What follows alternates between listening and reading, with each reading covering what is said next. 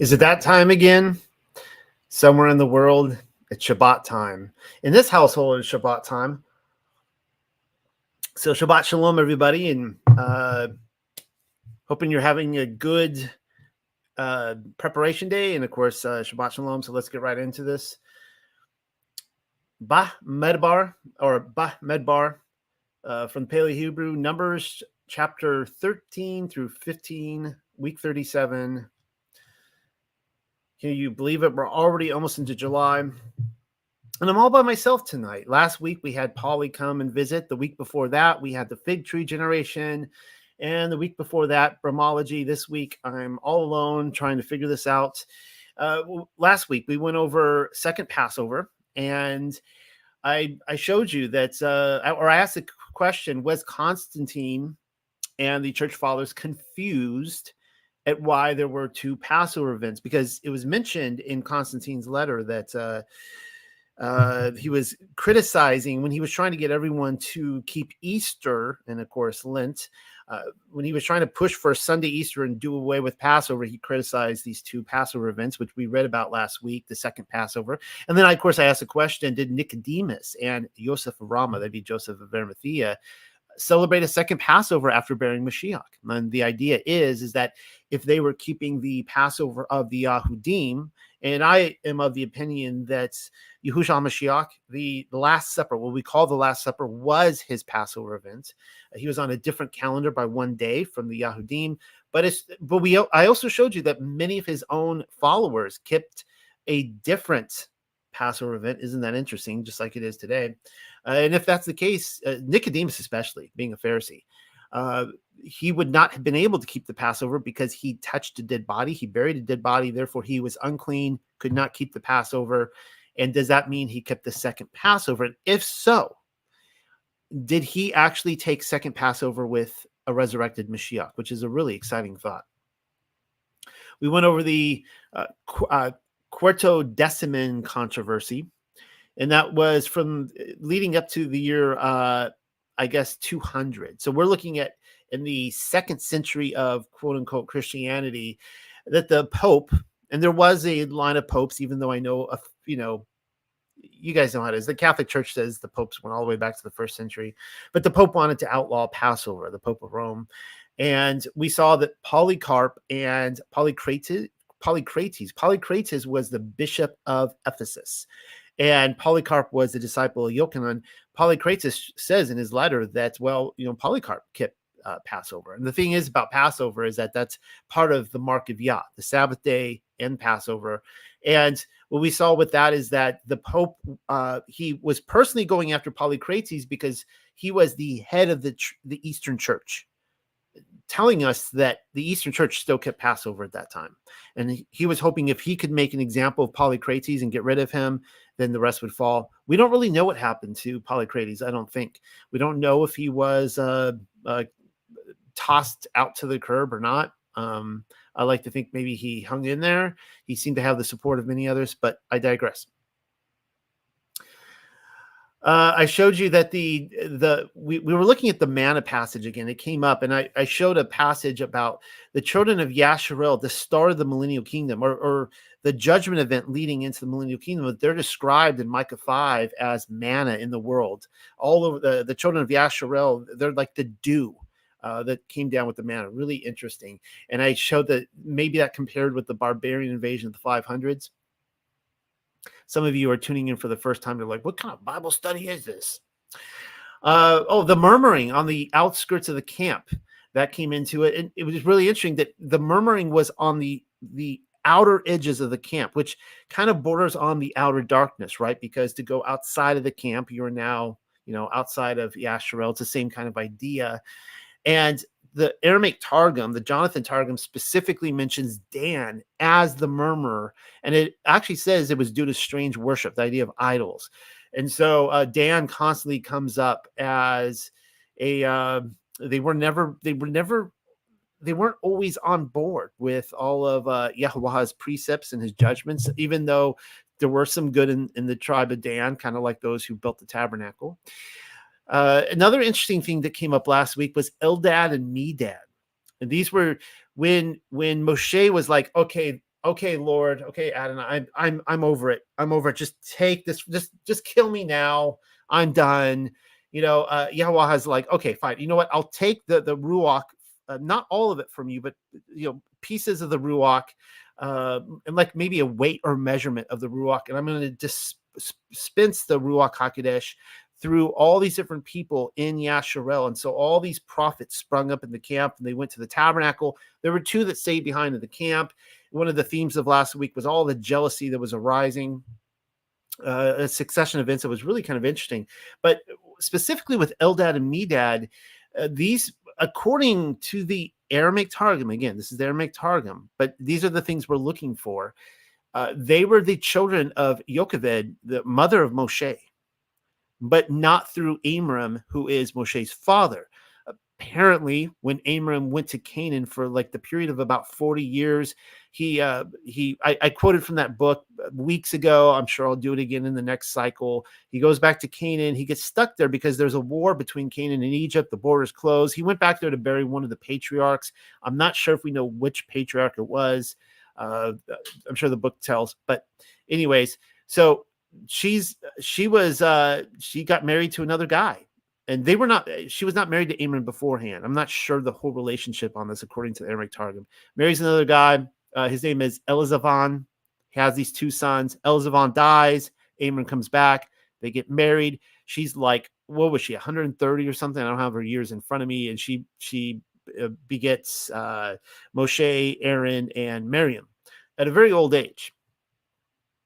And then I will be quoting from this again, the idea of Paul talking about the murmurers in 1 Corinthians. So I'm not going to comment on that right now. Here's a few quotes that I pulled from Legends of the Jews last week that I really, really, really like. I'm going to quote these again because the context here is that they are now, Yashua is leaving Sinai.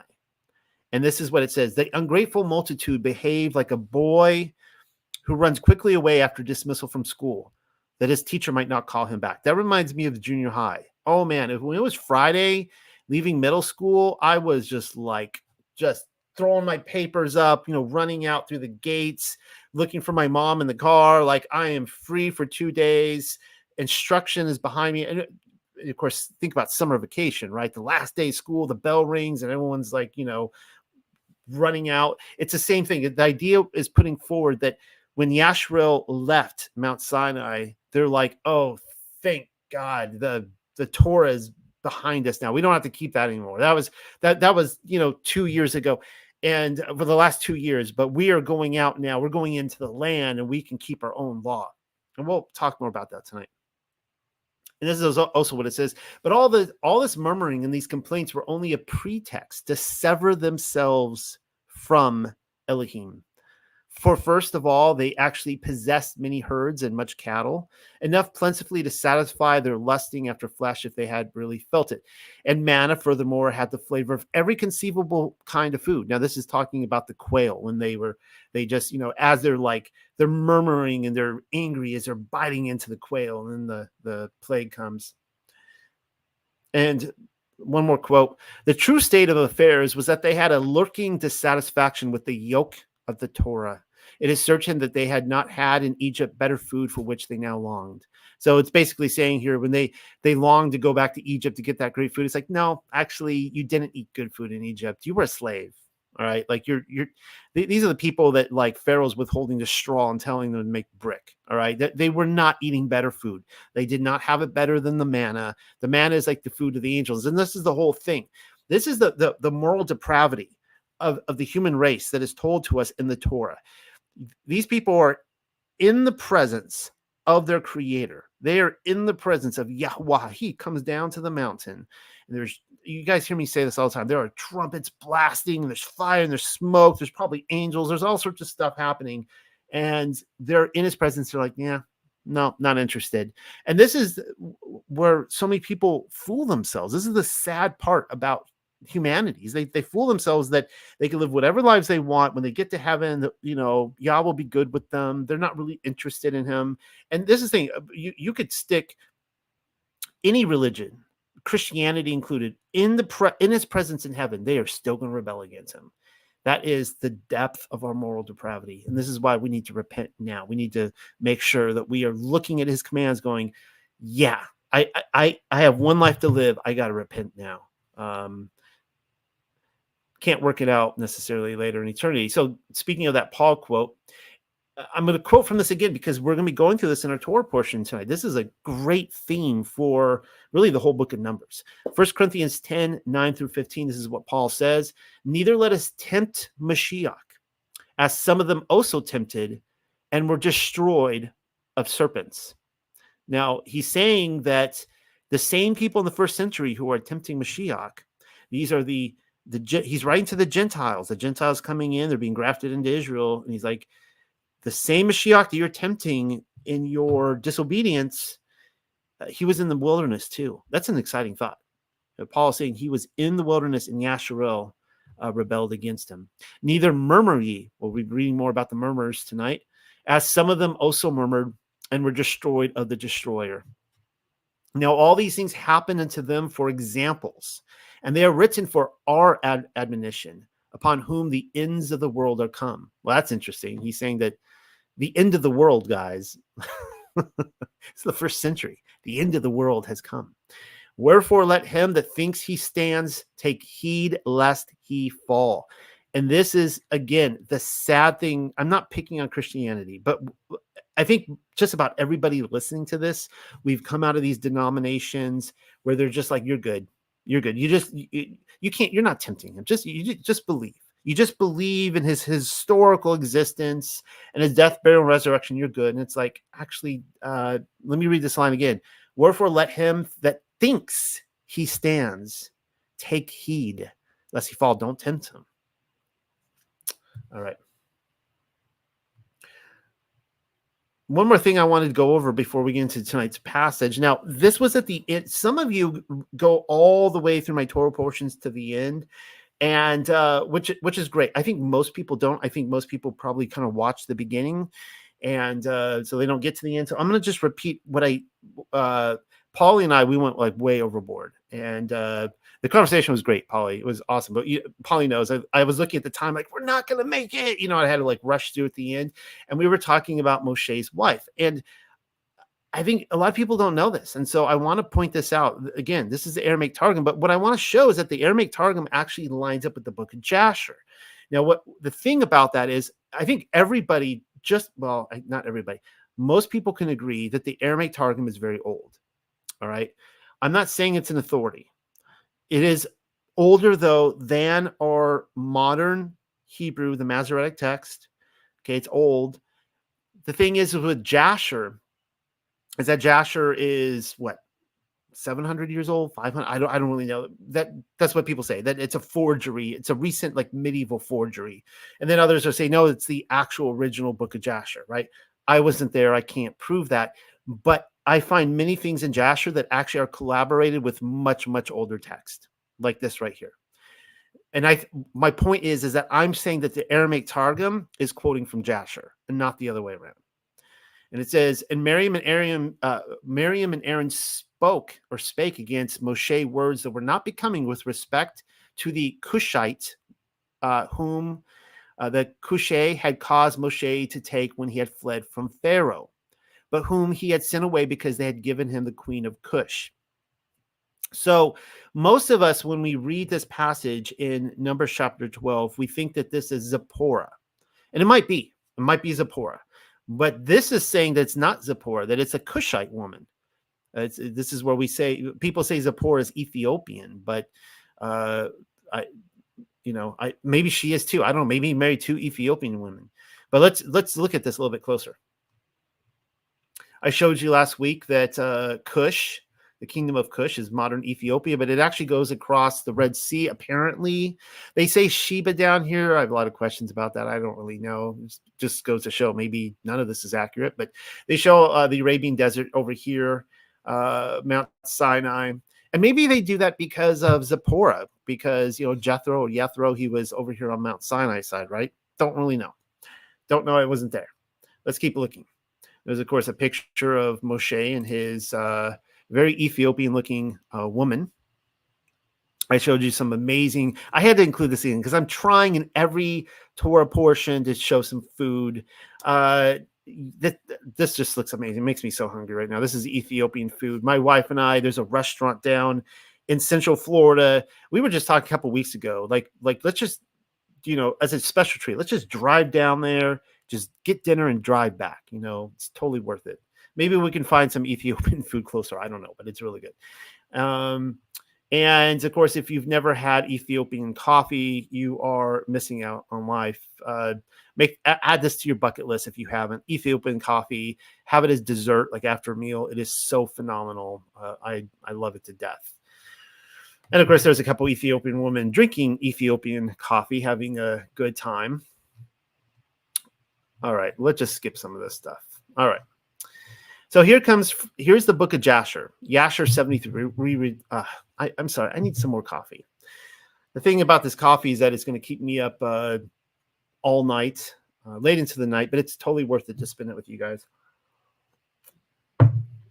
And all the people and nobles swore unto him to give him for a wife Adonai, the queen, the Cushite, wife of Kikianus, and they made Moshe king over them on that day. The context here is after Moshe kills the guy in Egypt, he's on the run for his life, and there's 40 years that he rules as king over Cush, which is would be, I guess, Upper Egypt, really, because it's south of Egypt. So in ancient Egypt, it would be south of Upper Egypt. And he gets this woman as a queen. Well, keep reading, and it says, therefore Moshe turned not his heart nor his eyes to the wife of Kikianus all the days that he reigned over Cush, which means he did not have marital relations with her for all those years. And skipping to the next chapter, we read, and Adoniah the queen said before the king and the princes, what is this thing which you, the children of Cush, have done for this long time? Surely you know that for 40 years that this man has reigned over Cush, he has not approached me, nor has he served the Alahayam of the children of Cush. That's not a compliment. She's like, I can't stand this husband. Can we just get rid of him? And they actually do. They get him to leave. So if this is, if the Aramaic Targum is accurate here, and I'm just the messenger, just giving you this, these different books and let you guys work it out for yourself. If it is accurate, then somehow this wife ended up with him in the wilderness wandering. So he would have Zipporah and he'd have this other woman. And this other woman, she is, this queen is complaining. Well, let's read what's going on here. This is the legends of the Jews. Now, according to the legends of the Jews, they make her to be Zipporah. Even though they're quoting from the Aramaic Targum, I feel like the writer here, he's trying to kind of blend text. But this is interesting. This is what it says. When the 70 elders were appointed. Now, remember, the Ruach HaKodesh comes on all these people. They start prophesying, and two of them were apparently Moshe's stepbrothers. Zipporah, Moses' wife, saw the illumination and asked Miriam to explain it. She told her the reason and added, blessed are the women who behold with their eyes how their husbands are raised to dignity. Now Zipporah answered, and I'm asking you to say perhaps this is actually the Ethiopian queen and not Zipporah. All right. It's a mixture of like a composite of the two women is what I'm suggesting in Legends of the Jews. Zipporah answered, it would be more proper to say, woe to the wives of these men who must now abstain from all conjugal happiness. Now, if it is Zipporah, then apparently Moshe has a trend of never sleeping with any of his wives. And Miriam says, how does thou know this? And Zipporah said, I judge so from the conduct of thy brother. For ever since he was chosen to receive divine revelations, he no longer knows his wife. And Miriam hereupon went to Aaron and said to him, I also received divine revelations, but without being obliged to be separated myself from my husband. And whereupon Aaron agreed, saying, I too received divine revelations without, however, being obliged to separate myself from my wife. And then both said, our fathers also received revelations, but without discontinuing their conjugal life. Moshe abstains from conjugal joys only out of pride to show how holy a man he is. And of course, the rest is history. Throwing that out there, food for thought. Let's get into tonight's portion because I have a lot to cover. All right, Numbers chapter 13, reading from the Paleo Hebrew. Thank you, everyone, for making this a weekly tradition in your home. And Yahuwah, the ever-living, said a word in order towards Al-Mashahah to declare, send for your men, and they will travel about, exploring the land of Canaan, which I have given to the sons of Yasharel. One man for the tribe of his fathers, you will send him, all lifted up chiefs. Now, I want to point out the obvious, that Yahuwah is speaking to Moshe. I'm going to, however, read to you from another text which suggests that Yahuwah is only saying this because the men have set about in their heart to do this, to send some spies into the land. It's not Yahuwah's idea. It's not what he wants. All right. Now, again, you can bring, I'm just the messenger showing you these texts. You can bring your own salt shaker. It's for you guys to decide. But I'm going to read it to you because I think it makes sense. It makes total sense to when you think about the fact that Yahuwah is leading all of Yasharel with the pillar of fire. And, you know, it goes down, the Shekinah glory goes down into the tabernacle, and they all sit around and wait, and it goes up and they follow it. So why is he sending spies all of a sudden into the land? Why not just march the entire army? They have their military formation. They're marching towards the land. Why not just send them in, right? That's what we're going to be looking at tonight. So let's continue reading. And Mashahah sent them from the wilderness of Paran, or in the Paleo, it's still Paran, upon the mouth of Yahuwah. All those men are heads of the sons of Yasharel, and these are their names. For the tribe of Reuben, Shamaiah, son of Zakor. For the tribe of Shimon is Shaphat, son of Hori. Of the tribe of Yehuda, Caleb, the son of, Yephanuha. For the tribe of Issachar is Yagaal, son of Yosef.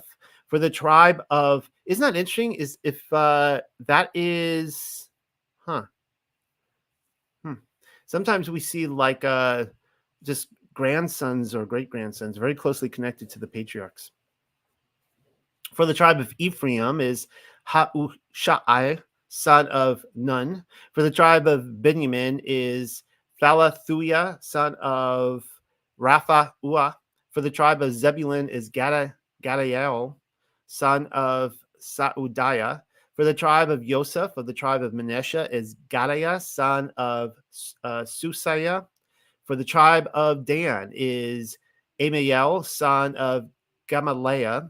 For the tribe of Asher is Sathuway, son of Maakael.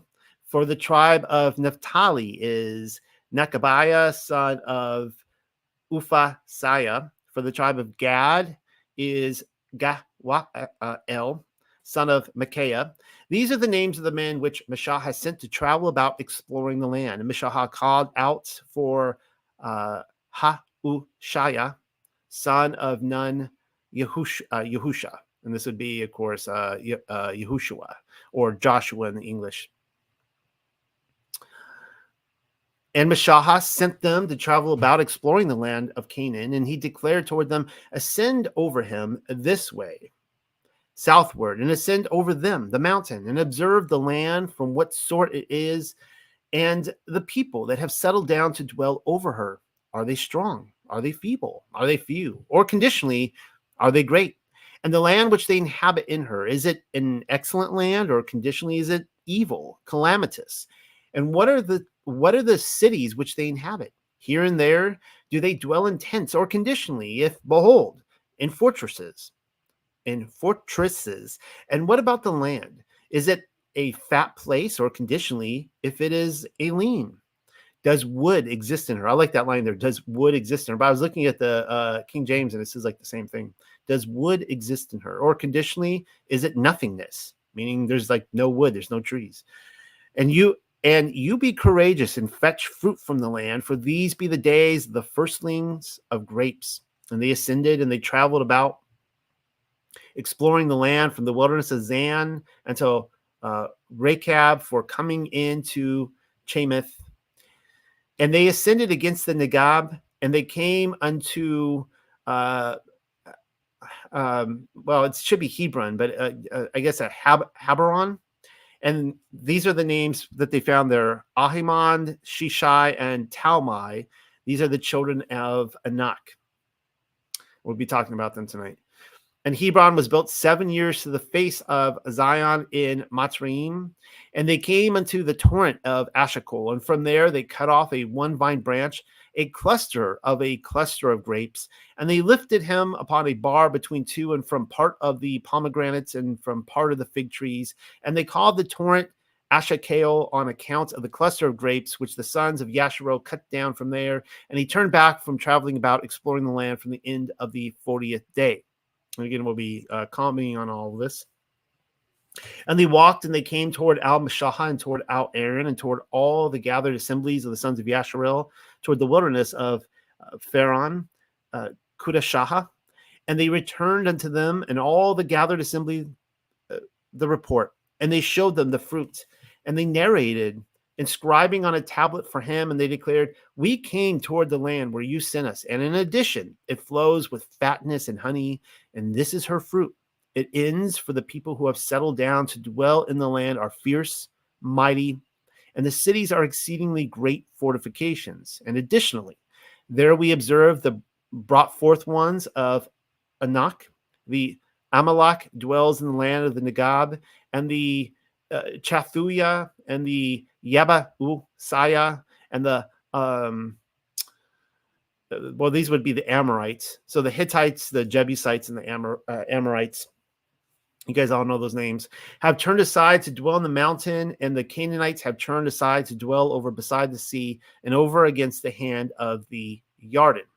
And Caleb commanded the people to be silent. So these 10 spies give evil reports, and then Caleb and Yehoshua are the two that give the good reports. So, and Caleb commanded the people to be silent toward Al-Mashahah, and he declared, ascend, we will ascend, for we have taken possession of her, for he is powerful. We will prevail over her. But the men who ascended with him said, we will not prevail to ascend against the people, for they are stronger than us. And they published a slanderous report, spreading rumors about the land which they had explored, heard toward the sons of Yasharel, to declare, the land which we passed through to travel about, exploring upon her, this land consumes her inhabitants. They and all the people that we observed in her midst are men of stature. And there we observed the fallen ones, the sons of Anak, from which come Nephilim, and we existed in our eyes like locusts, and in this manner our lives existed in their eyes. All right, that completes that chapter right there.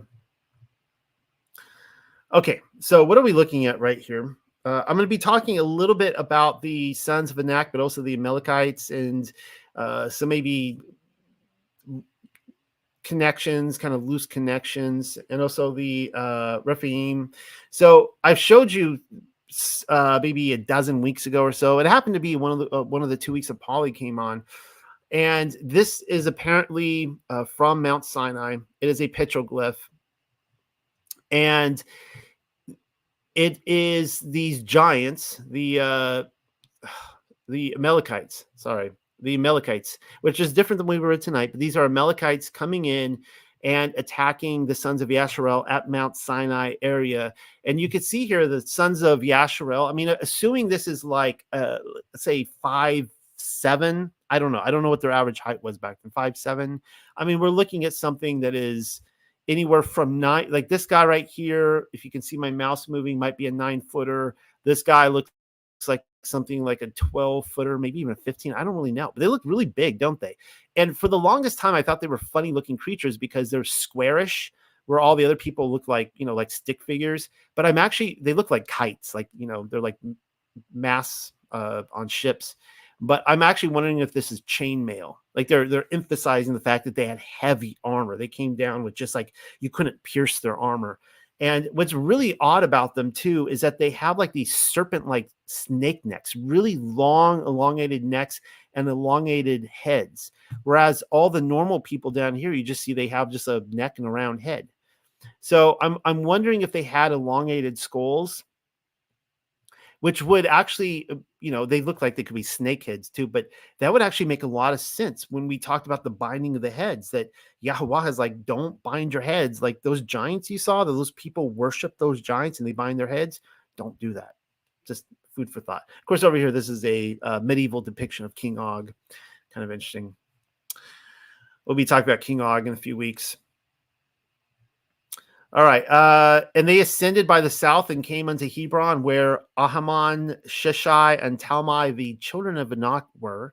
Now, Hebron was built 7 years before Zon in Egypt. We also see them mentioned again in Deuteronomy. The Imims dwelt therein in times past, people great, and many and tall as the Anakims, which also were accounted giants as the Anakims, the sons of Anak, but the Moabites called them Imims. All right. Now, what's interesting, so they're attributed with the Rephaim.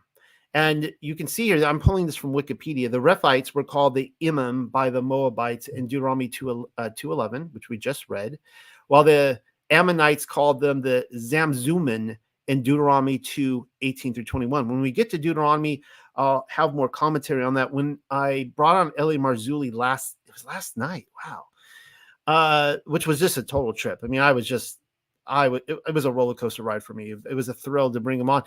Before I had about 5 minutes with them to meet and greet before I brought him on live. And this is one of the questions I brought up. I didn't have time to bring it up in the interview, talking to him about the Zamzumin. I'm mispronouncing it. LA kept correcting me. He's like, he would correct it. I'm like, okay, I'm not going to get it right.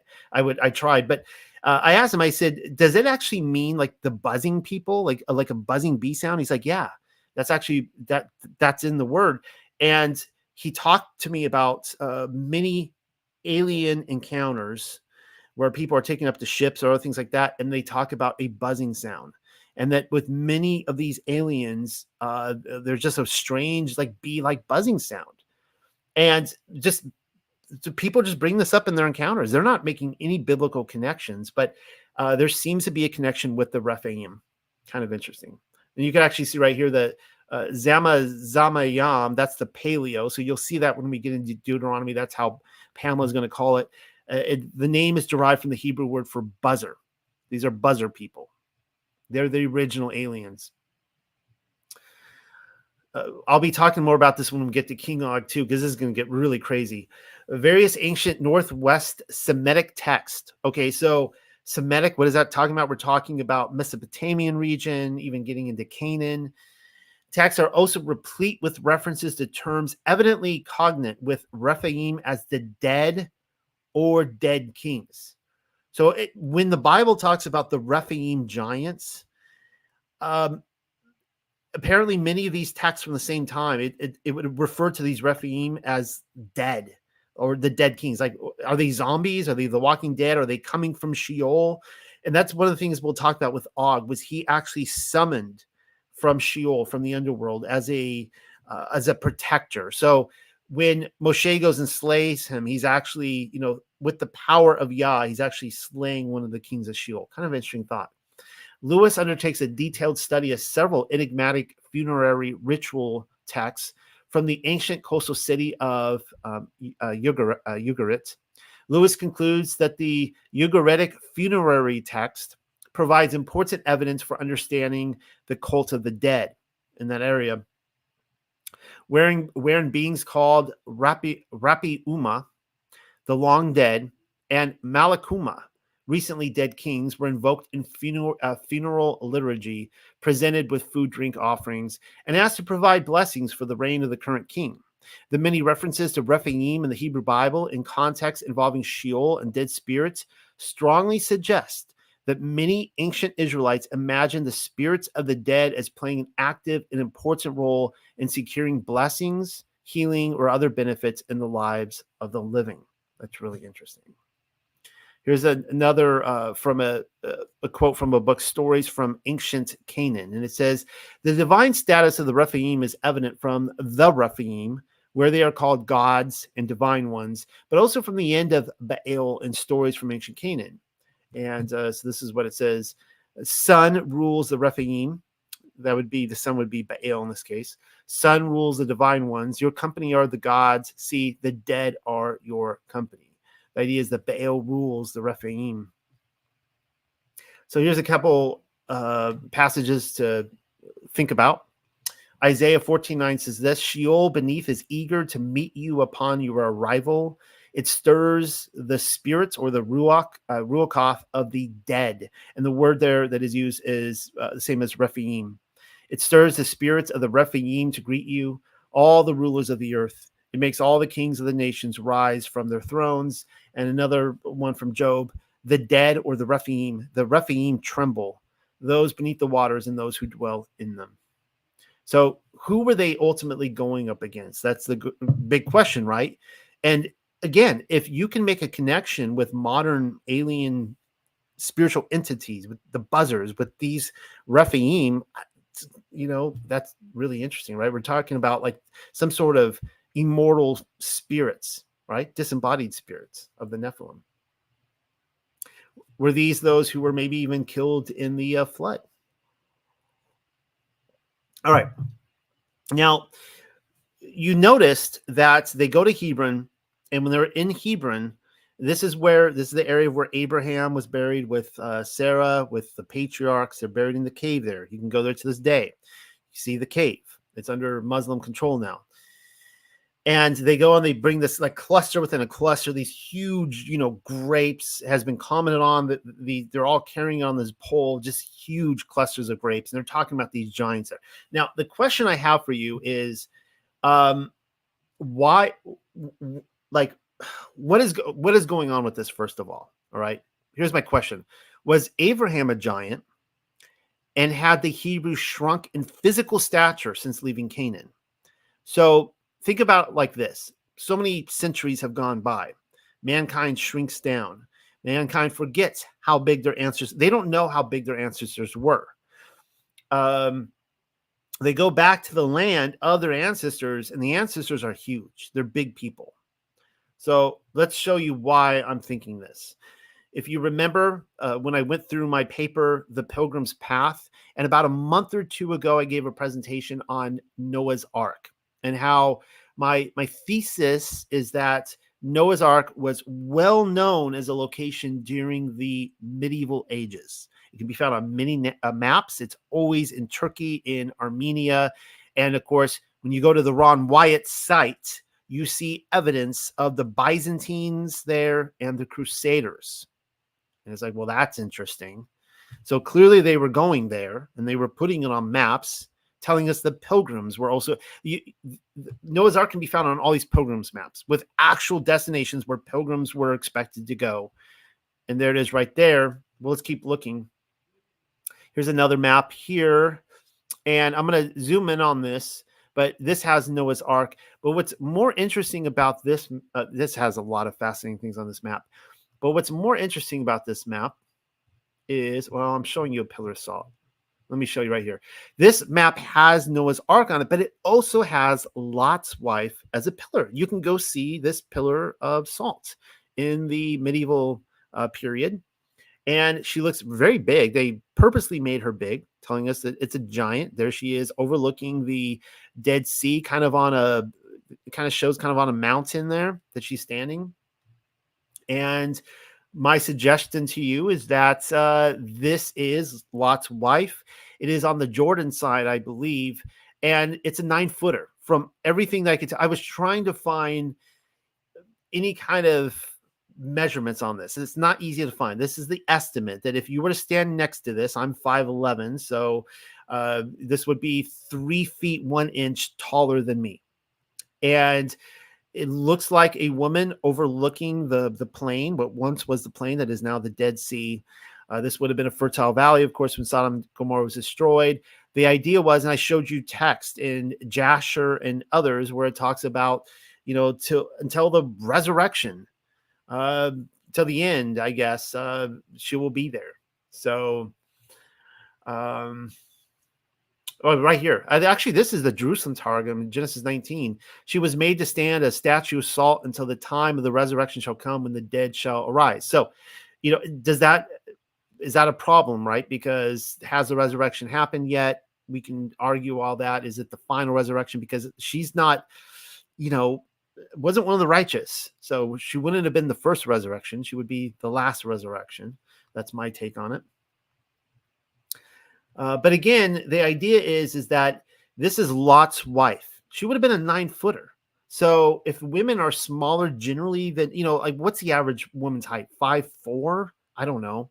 5'3", 5'4". I didn't look before this broadcast. I'm embarrassing myself. The average man is what? Just to throw out a number, 5'7" to 5'9". I don't really know, but they're a little bit taller. So let's say she's a 9-footer.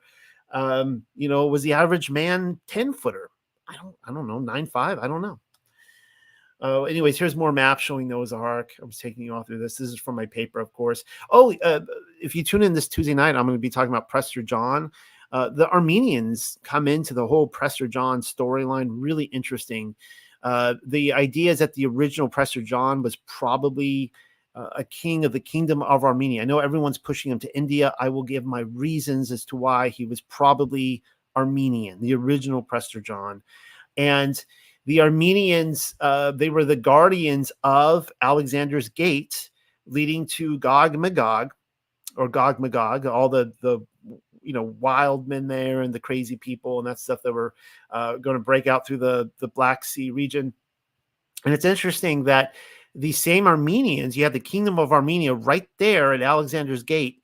And they were, of course, the guardians of Noah's Ark, but also they were the guardians of Jerusalem. To this day, they actually have the Armenian quarter. And they were there going all the way back to the 4th century. But before where I'm saying the millennial kingdom happened, they were there according to official history. Something to think about. We'll be talking more about that this Tuesday night if you tune in.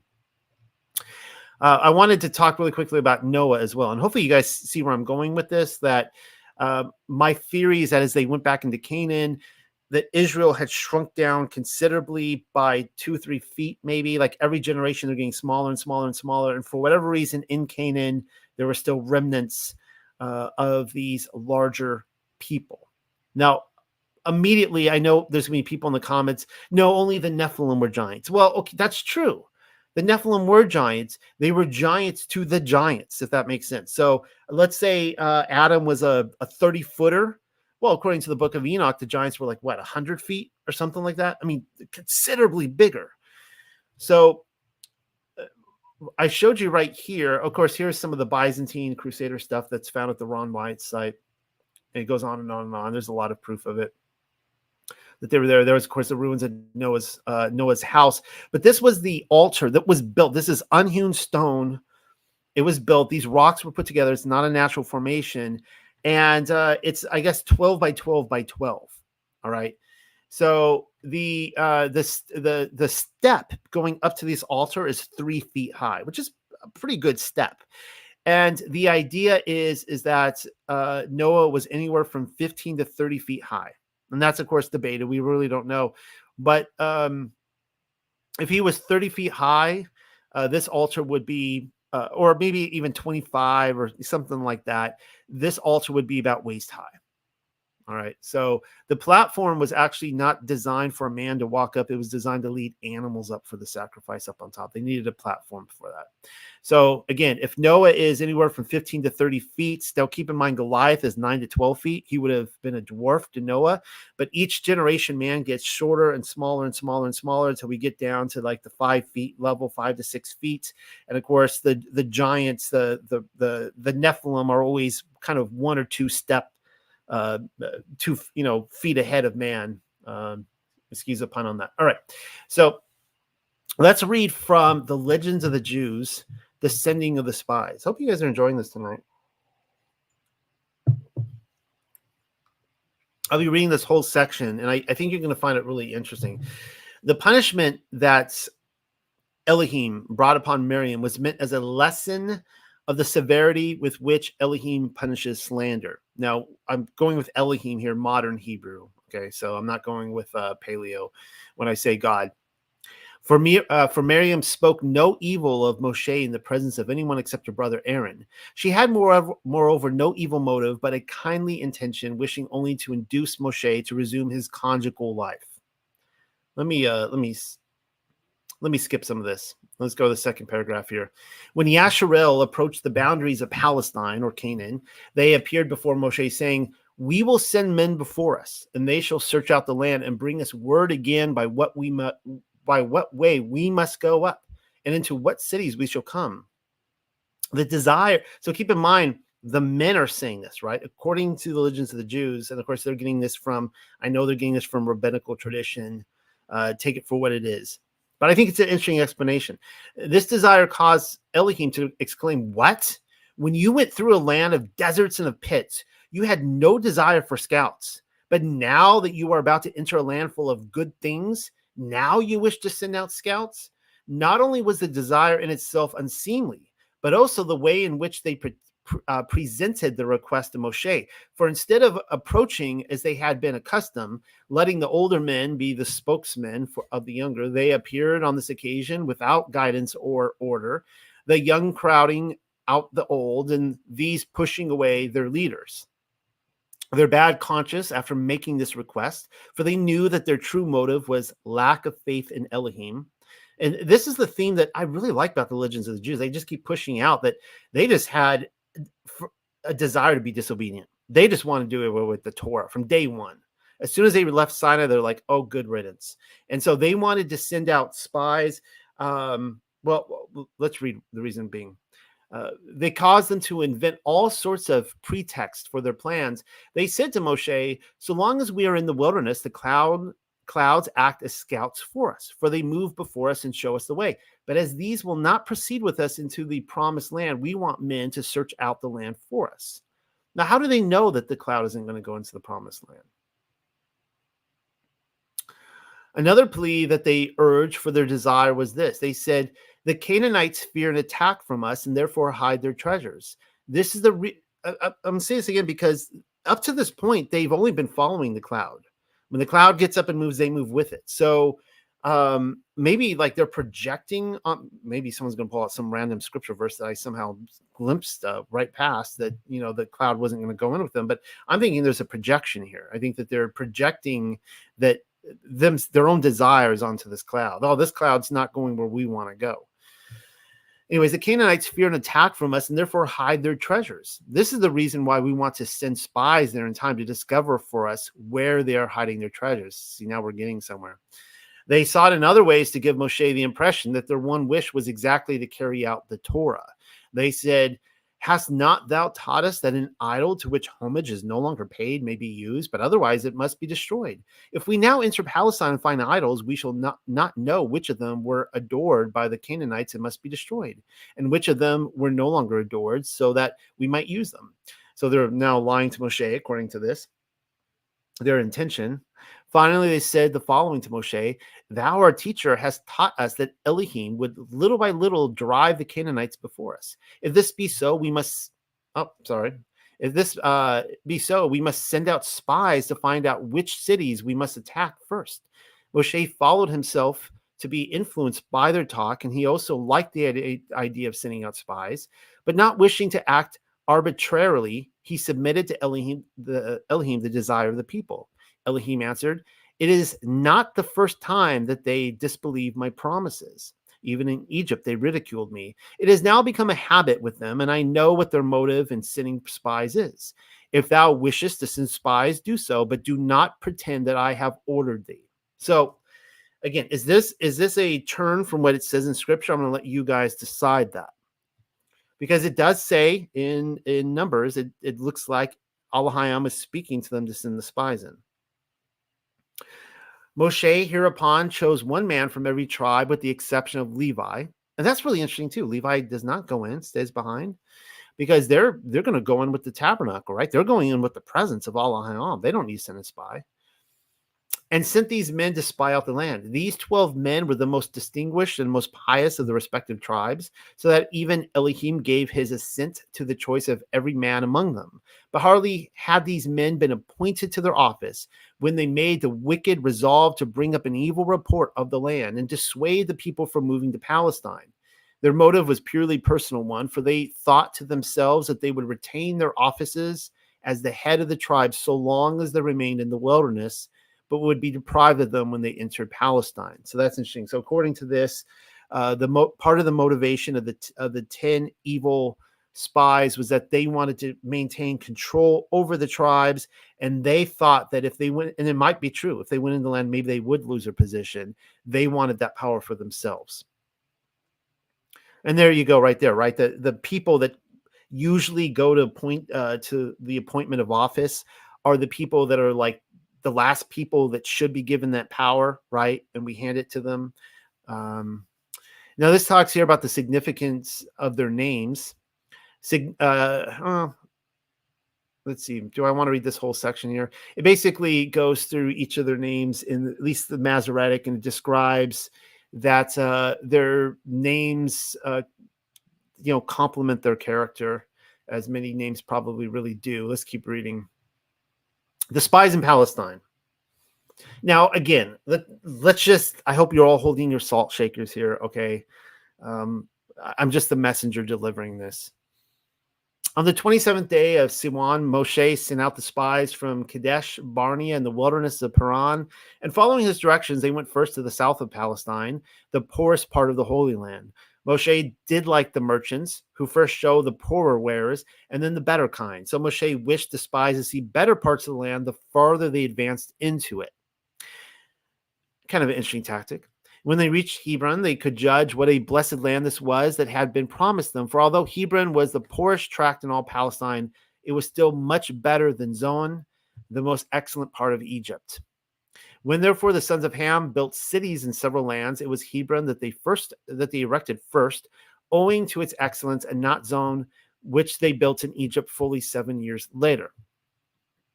Their progress through the land was on the whole easy, for Elohim had wished it so that as soon as the spies entered a city, the plague struck it, and the inhabitants, busied with the burial of their dead, had neither time nor inclination to concern themselves with the strangers. Although they met with no evil on the part of the inhabitants, still the sight of the three giants, Ahiman, Shishai, and Talmai, inspired them with terror.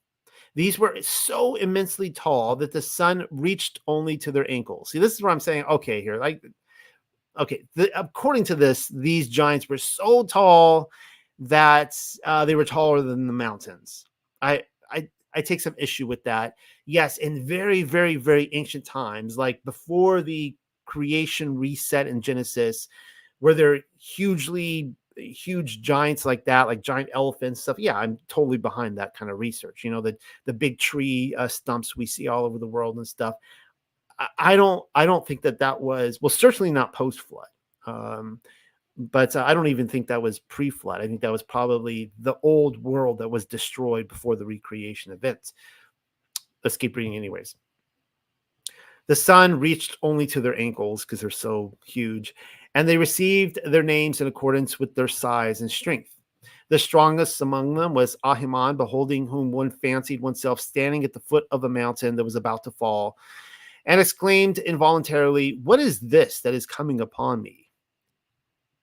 Hence the name Ahiman. Strong as marble was the second brother, wherefore he was called Shishai, marble.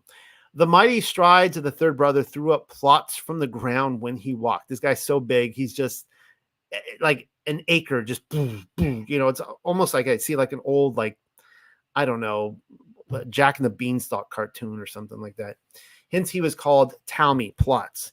Not only the sons of Anak were of such strength and size, but his daughters also, whom the spies chanced to see.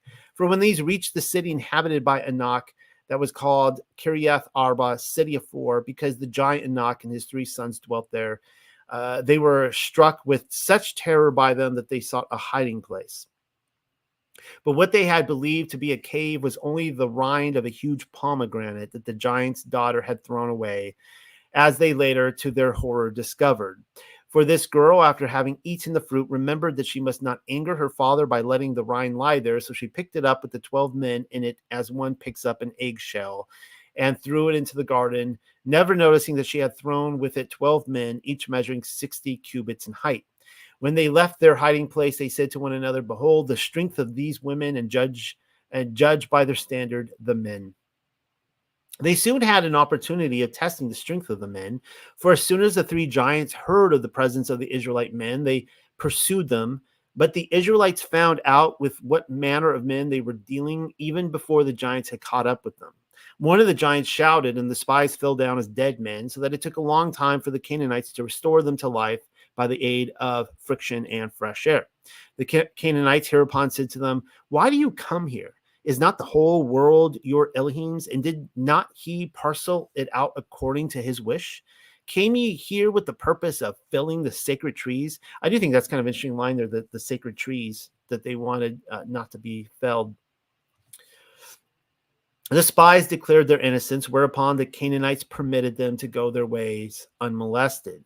As a reward for this kind deed, the nation to which these giants belonged has been preserved even to this day.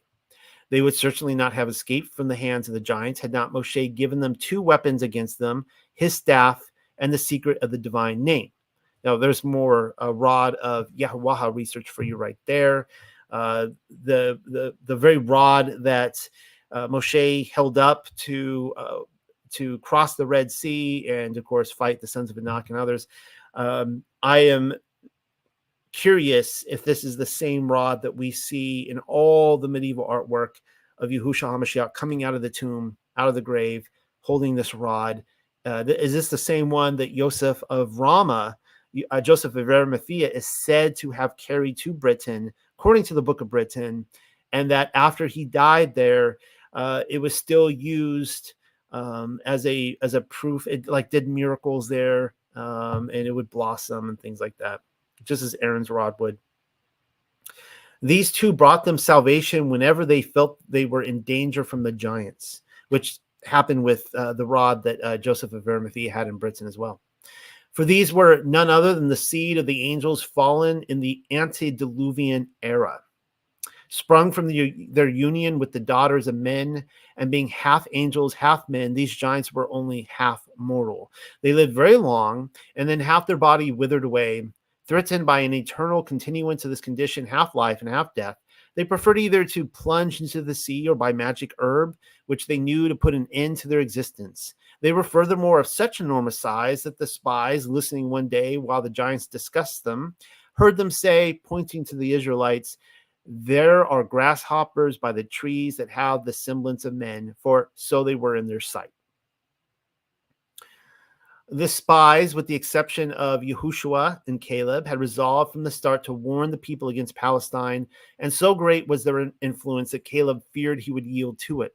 He therefore hastened to Hebron, where the three patriarchs lie, and standing at their graves, said, "Yahushua is proof against the pernicious influence of the spies, for Moshe had prayed to Elohim for him." Okay, well, let's go ahead and skip some of this.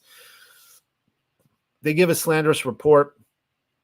Now, it is interesting that, they did say that they were grasshoppers to these giants. I personally think that's part of the wicked report. I think that they were, well, they had the cluster of grapes to back them, right? But when you see the hieroglyph at Mount Sinai, the people there, assuming again they're like 5'7" or something like that. Let's say the giants were anywhere from 9 to 12, maybe 15 feet. They still looked like grasshoppers to them. They looked really small. I mean, you could make that comparison. You don't have to be like, you reach, your head goes up to their ankle, and then, they're blocking up the sun up there. I think that's a bit extreme. The slanderous report. When Moshe heard that the spies had returned from their enterprise, he went to his great house of study, where all Israel too assembled, for it was a square of 12 miles, affording room to all. There too the spies betook themselves and were requested to give the report. Pursuing the tactics of slanderers, they began by extolling the land so that they might not be, by too unfavorable a report arouse the suspicion of the community. They said, "We came into the land whither thou sentest us, and surely it floweth with milk and honey." This was not an exaggeration, for honey flowed from the trees under which the goats graze. I pointed out that if you saw my the mysteries of poo talk I gave earlier this week, that of course honey is a divine substance. It's identified with the gods, and even though we know that the Egyptians kept hives and they farmed bees and honey, and they probably did in Canaan as well. Scripturally, it always seems like it's identifying the honey in the land as flowing naturally from trees. I mean, of course, there's bees there, right? There's the buzzers for you, but there's bees there, but it's not in,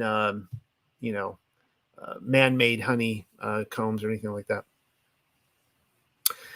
This was not an exaggeration, for honey flowed from the trees under which the goats graze, out of whose udders poured milk, so that both milk and honey moisten the ground. But they use these words only as an introduction. In the past, and on to their actual report, which they had elaborated during those 40 years, and by means of which they hoped to be able to induce the people to desist from their plan of entering Palestine. Nevertheless, they continued, the people be strong that dwell in the land, and the cities are walled and very great. And moreover, we saw the children of Anak there. Concerning the later, they spoke an untruth with the intention of inspiring Israel with fear. For the sons of Anak dwelt in Hebron, whither Caleb alone had gone to pray at the graves of the patriarchs, at the same time as the Shekinah went there to announce to the patriarch that their children were now on the way to take possession of the land which had been promised to them of yore. To intensify to the uttermost their fear of the inhabitants of Palestine, they furthermore said, the Amalekites dwell in the land of the south. They threatened Israel with Amalek as one threatens a child with a strap that had once been employed to chastise him, for they had had bitter experiences with Amalek. The statement concerning Amalek was founded on fact, for although southern Palestine had not originally been their home, still they had recently settled there in obedience to the last wish of their forefather Esau, who had bidden them cut off Israel from their entrance into the promised land. So it's kind of interesting. So according to this, these giants are there specifically by order of Esau, before Esau died, knowing that they were going to come back, that they're going to inhabit the land, and he wanted those giants there to stop them from coming in. All right. Of course, this goes on and on and on. I wanted to read you sections from it, not the whole thing. All right. Because I have so much more to cover tonight. So let's get right on to chapter 14. And all the gathered assembly lifted up and uttered their voice, and the people wept, bewailing through the night of wails. And they passed the night, and all the sons of Yashroel complaining against Meshachah and against Aaron. And they declared toward them and all the gathered assembly, if only we had died in the land of Mitzrayim, or perhaps in this wilderness, would that we had died.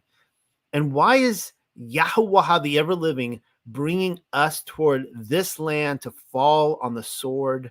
Our wives and our little children shall exist a prey, not good. They're like in his presence. Like Yahweh is right there. Like, I can hear everything you're saying right now. Is it not good for us to turn back unto the place, Mitzrayim, of course, Egypt? And every man declared toward his brother, let us gift ourselves ahead, then we will turn back to the place, Mitzrayim. And Meshachah and Aaron fell upon their faces to the faces of all the gathered assemblies, and all the sons of Yasharel, and Yehoshua, or Joshua, son of Nun, and Caleb, son of Yaphanuha, who were part of the ones exploring the land, tore their garments.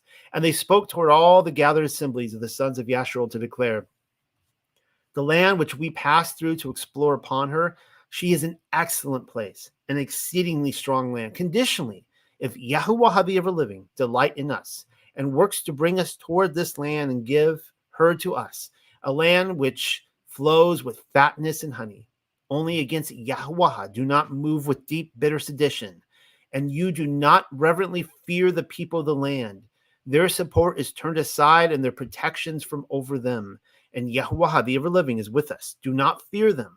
And all the gathered assembly spoke bitterly to heap up stones over them, not good. that the crowd has turned. They are now going to stone the two dudes who are giving a true righteous report. Like the righteous set apart ones here are in danger of being stoned. And the heavy weight of the splendor of Yahuwah the ever-living appeared conspicuously upon the tent of meeting toward the sons of Yasharel. And Yahuwah the ever-living declared toward Al-Mashahah, until when will this people reject me with contempt and derision? Until when will they not faithfully place support in me? With all the distinguishing signs which I have fashioned in their minds, I will strike them with a word, and I will forcefully drive them out. And I will fashion you for a great nation, numerous and powerful, a part taken out of them. Kind of interesting there that Pamela put the word with capital. I'll just point that out. I will strike them with a word. And of course, he's saying here, like, we just saw Yahushua. He went to the tomb of the patriarchs in Hebron, which is interesting, right? Because we know that Abraham was buried there. So there is a contrast with Moshe and the tomb of Abraham. And of course, the great people is coming through Abraham. And yet Yahuwah is saying to Moshe, you know what? I'm just going to kill all of them. I'm going to start from scratch with you, which would still be coming through Abraham, of course. And Mashahah declared toward Yahuwah the ever-living, then the Matzarim will hear and answer, for with power you lifted up this people from among them, and they will declare toward the inhabitants of this land that they have heard that you are in the midst of this people, which eye against eyes they observed you, Yahuwah. And the cloud mouse was stationed over them, and in a pillar of cloud you walked to their faces by day, and in a pillar of fire by night, and in destroying this people as one man. And this would be like the word for the nations, goyim. So ga uyam shall speak, which hear your fame, to say, because he was not able to bring the people toward this land which he conspicuously swore an oath to them, so he did slaughter them in the wilderness. And now I beseech you, the power of my Adonai is great. So, Yahuwah says that, you blaspheme his name if you disobey him, keep his commands. And which is true. These people were blaspheming Yahuwah, and yet he's saying, Moshe is pleading, saying, you have a reputation to keep, to be merciful, because you just go destroy everyone. People are going to hear about this, right? You're going to put these people to shame. And so this is where we get this idea, I believe. Of course, Yahushua HaMashiach is Yahuwah, that he came through despite the fact that mankind rebels, that he came and fulfilled his end anyways. And it says right here, Yahuwah, slow to anger and great of zeal and kindness, grace and favor, lifting up the depravity, trespass, and rebellion, and not freeing the guilty from punishment, but striking against the perversity of the fathers unto the offspring, into the third or fourth. Pardon, I beg you, the trespass of this people, according to the greatness of your kasad. It would be mercy, I think. So it says over here, I actually put it in highlight over here, the greatness of thy mercy in the King James. And like you have forgiven this people from Mitzrayim until this time. And Yahuwah the ever-living declared, I have pardoned, like your word set forth. But indeed, as I exist, he shall make full all Ath Harat, the earth, with the heavy weight of the splendor of Yahuwah. But conditionally, for all the men who observe the land which I swore an oath unto their fathers, and all those rejecting me with contempt and derision, he shall not observe her. But my servant Caleb, the reward for there existing another Ruach within him, because he fully followed me, therefore him I will bring toward the land which he came toward her, and his seed shall take possession of her, and the Amalekiah, the Amalekites, and the Canaanites inhabiting in the valley. Tomorrow, turn yourself and remove camp and journey for yourselves into the wilderness by the pathway of the Red Sea, or the seaweed sea, the Sa'up Sea.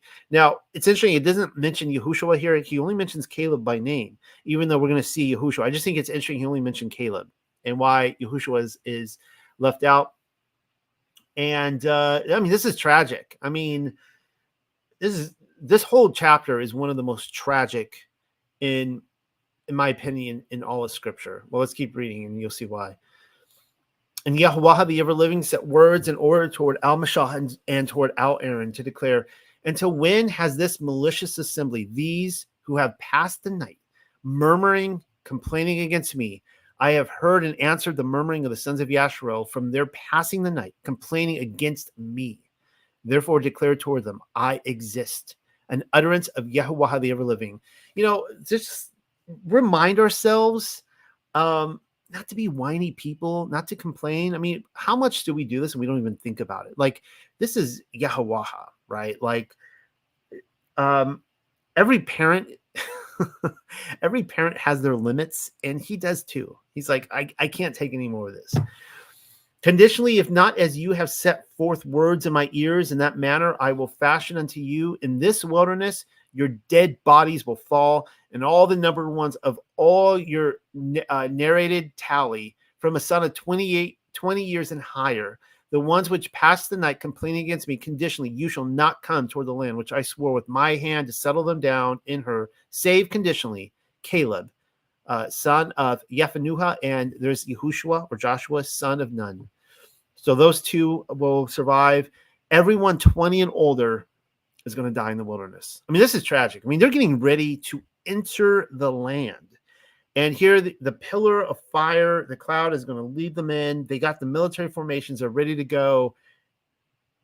And I mean, that had to be like the worst news ever for that generation to go, are you kidding me?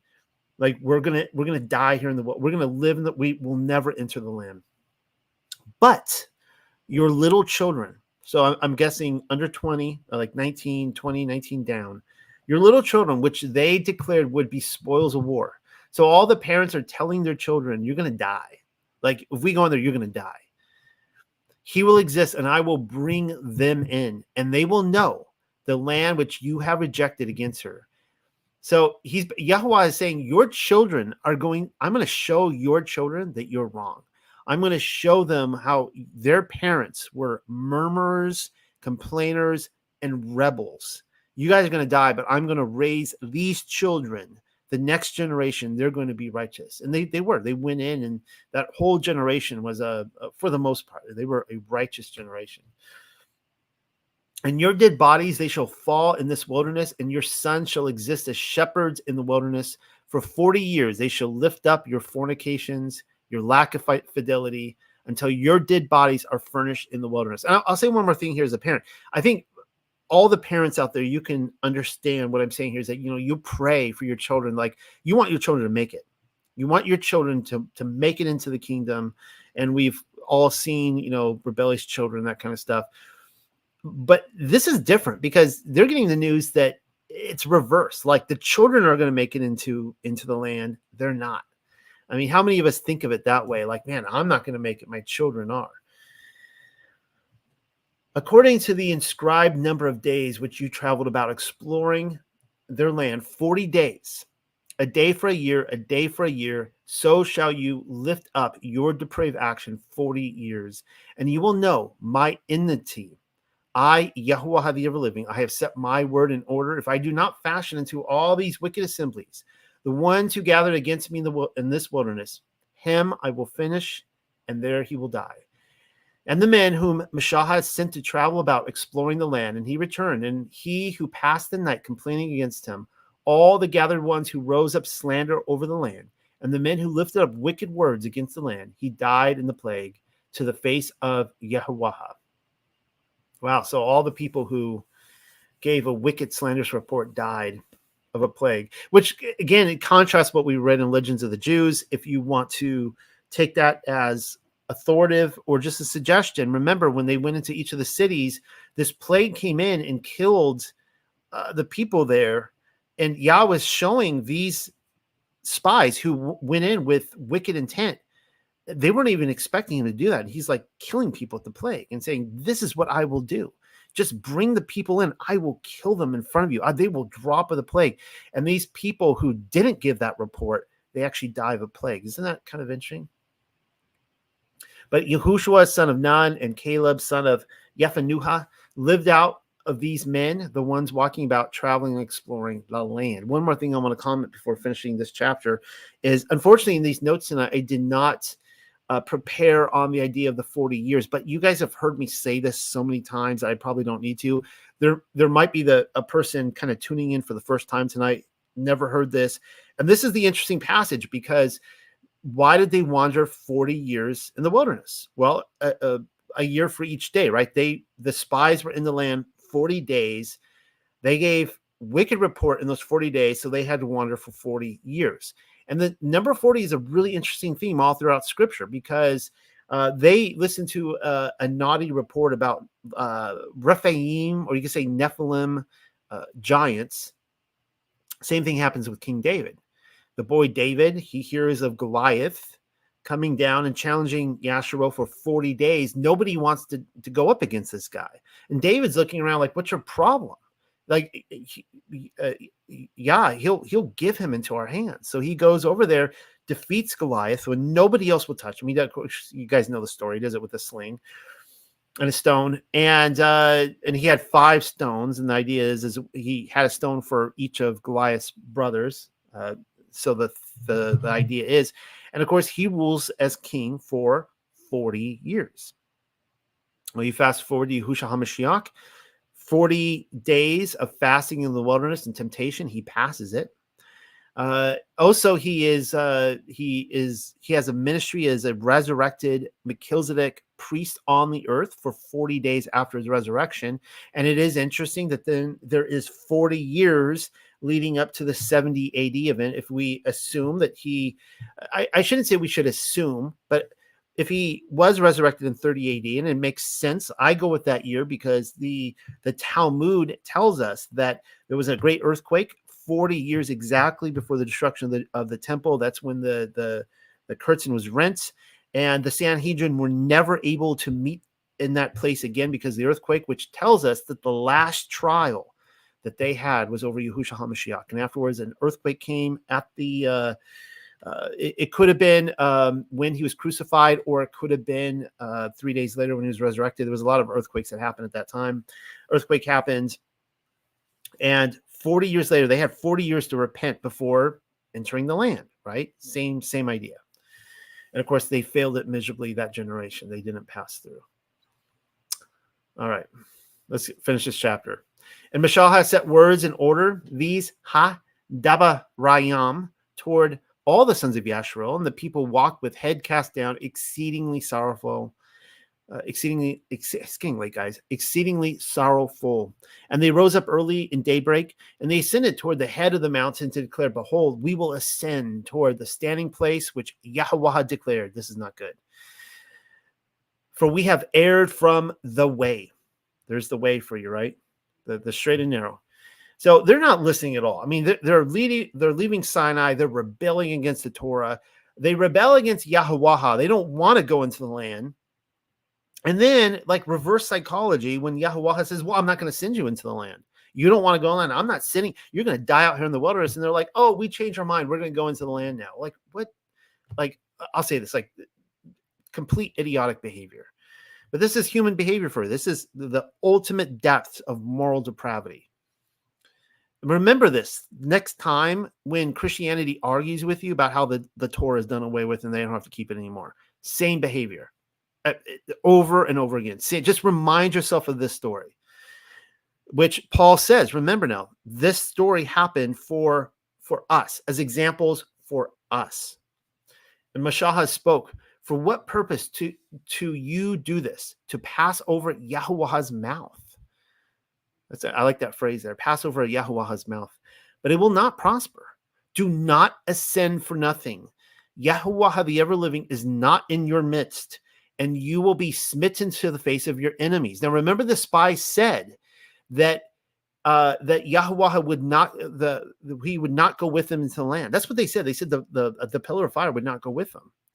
Well, it's interesting because Moshe is saying, don't go into land because he's not going to be there with you.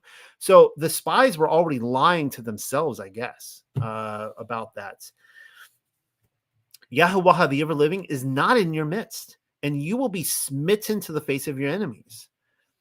For the Amalekites, or the Amalekuya, and the Canaanites are there to your faces, and you shall fall by the sword, For on this account, you turn back from following after Yahuwah, and Yahuwah, he will not exist with you.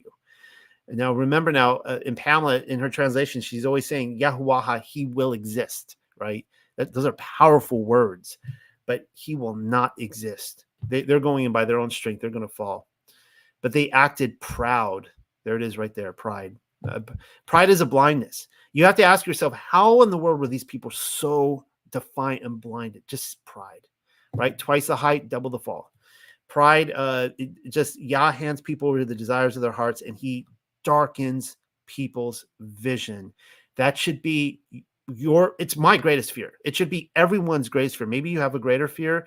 My greatest fear, and I say fear as a healthy fear of Allah Hayam, not like fear of Santa Claus or something, or a fear of clowns, or a fear of a virus. But my greatest fear is that Yah he will pull up the menorah. He will darken my eyes, and I will go down some foolish path out of pride.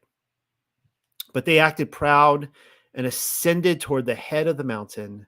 But the Ark of the Covenant of Yahuwah and Mashahah did not depart from the midst of the encampment. Can you imagine that scene?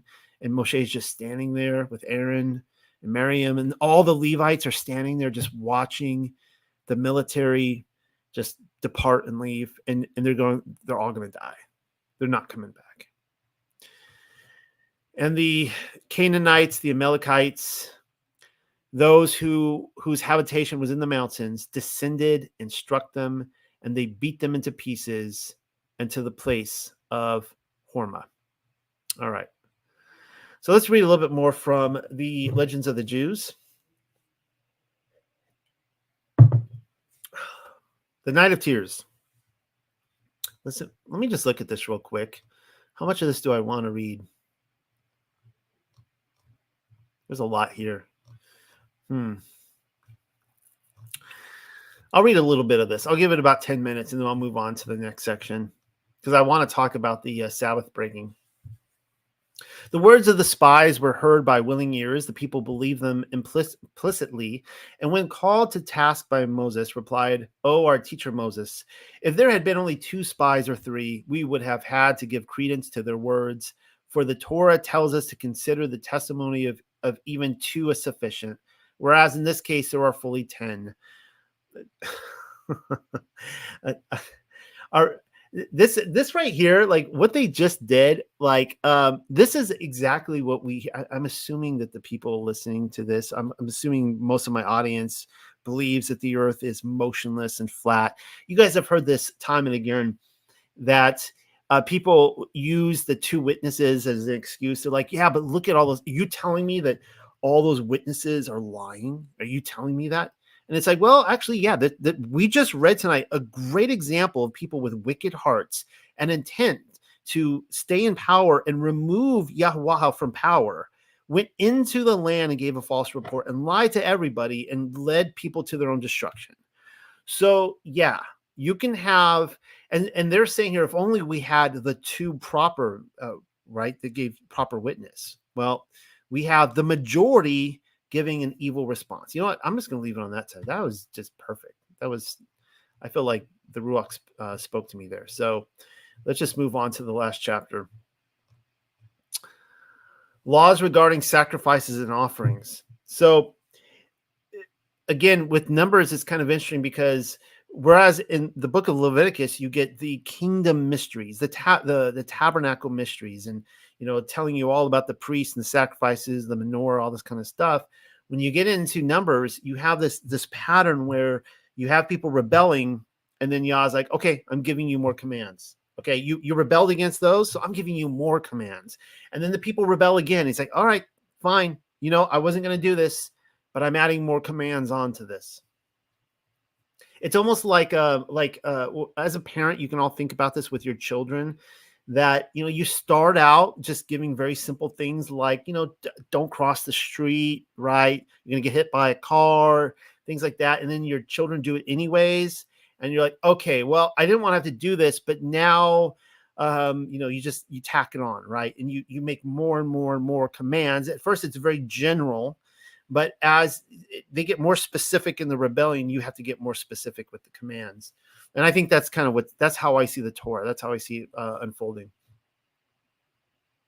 And Yahweh, the ever-living, set forth words in order toward Al-Mashahah to declare, set words in order towards the sons of Yasharel. Now, these are apparently the ones that didn't go off and get slaughtered, right?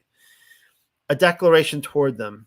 If you come toward the land from your habitations, which I give unto them, and you will fashion a fire offering unto Yahweh, or perhaps an ascending, or perhaps an extraordinary avowed sacrifice, or perhaps for fashioning from your appointed feast an agreeable sweet scent unto Yahweh the ever-living, from out of the herd, or perhaps from out of the flock. And the one working to bring near the offering unto Yahweh shall bring near a gift of fine flour, a 10th part with a fourth of a hin of oil poured over, and wine for a drink offering, a fourth of the hin. Let me just look at that word real quick. A unit of liquid measure. So with a fourth of a unit of liquid measure of oil pulled over, and a wine for a drink offering, the fourth of the liquid or measure of liquid. You shall fashion over the ascending, or perhaps for the sacrifice of one lamb, or perhaps for a ram. You will fashion a gift offering of fine flour, 2/10 part with a third part of a hin of oil poured over, and wine for a drink offering, a third of the hin. You shall bring near a delightful sweet scent unto Yahweh the ever-living. If you fashion a son of the herd for an ascending, or perhaps a distinguished avowed sacrifice, or perhaps shalom offerings unto Yahweh, then bring near upon the son of the herd a gift offering of fine flour, 3/10 part with a half of the hin of oil poured over.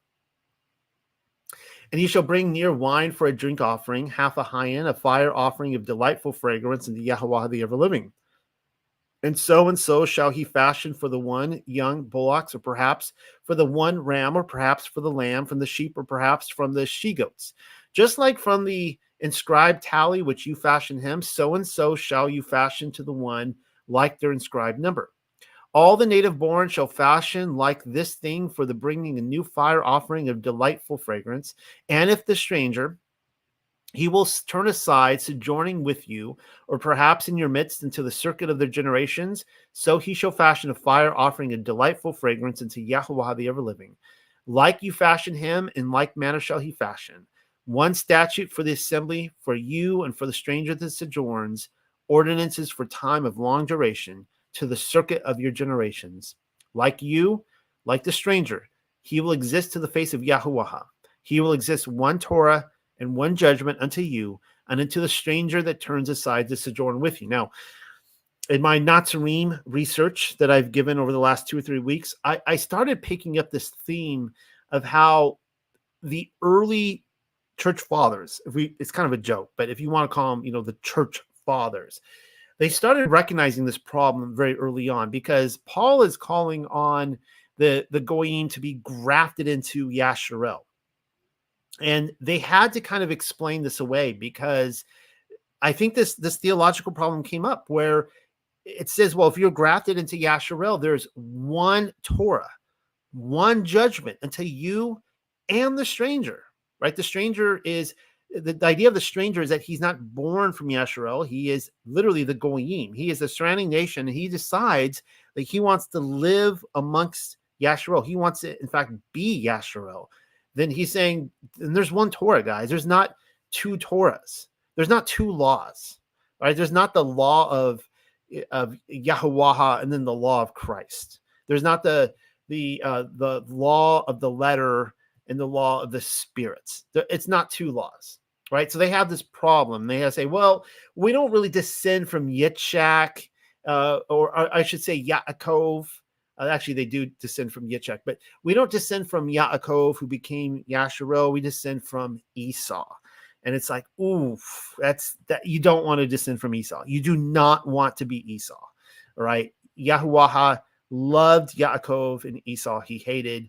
And time and again, it says that he will destroy. Esau will constantly try to overturn Yasharel, and Yah will destroy Esau. We saw the same thing with the giants tonight, right? We saw it in the Legends of the Jews, where the giants were specifically positioned there by Esau to stop Yasharel from coming in. So now when you have the church fathers saying, hey, we're Esau, it's like, okay, I see the intent. I see what's really going on here. Very clever, but I see what you're doing.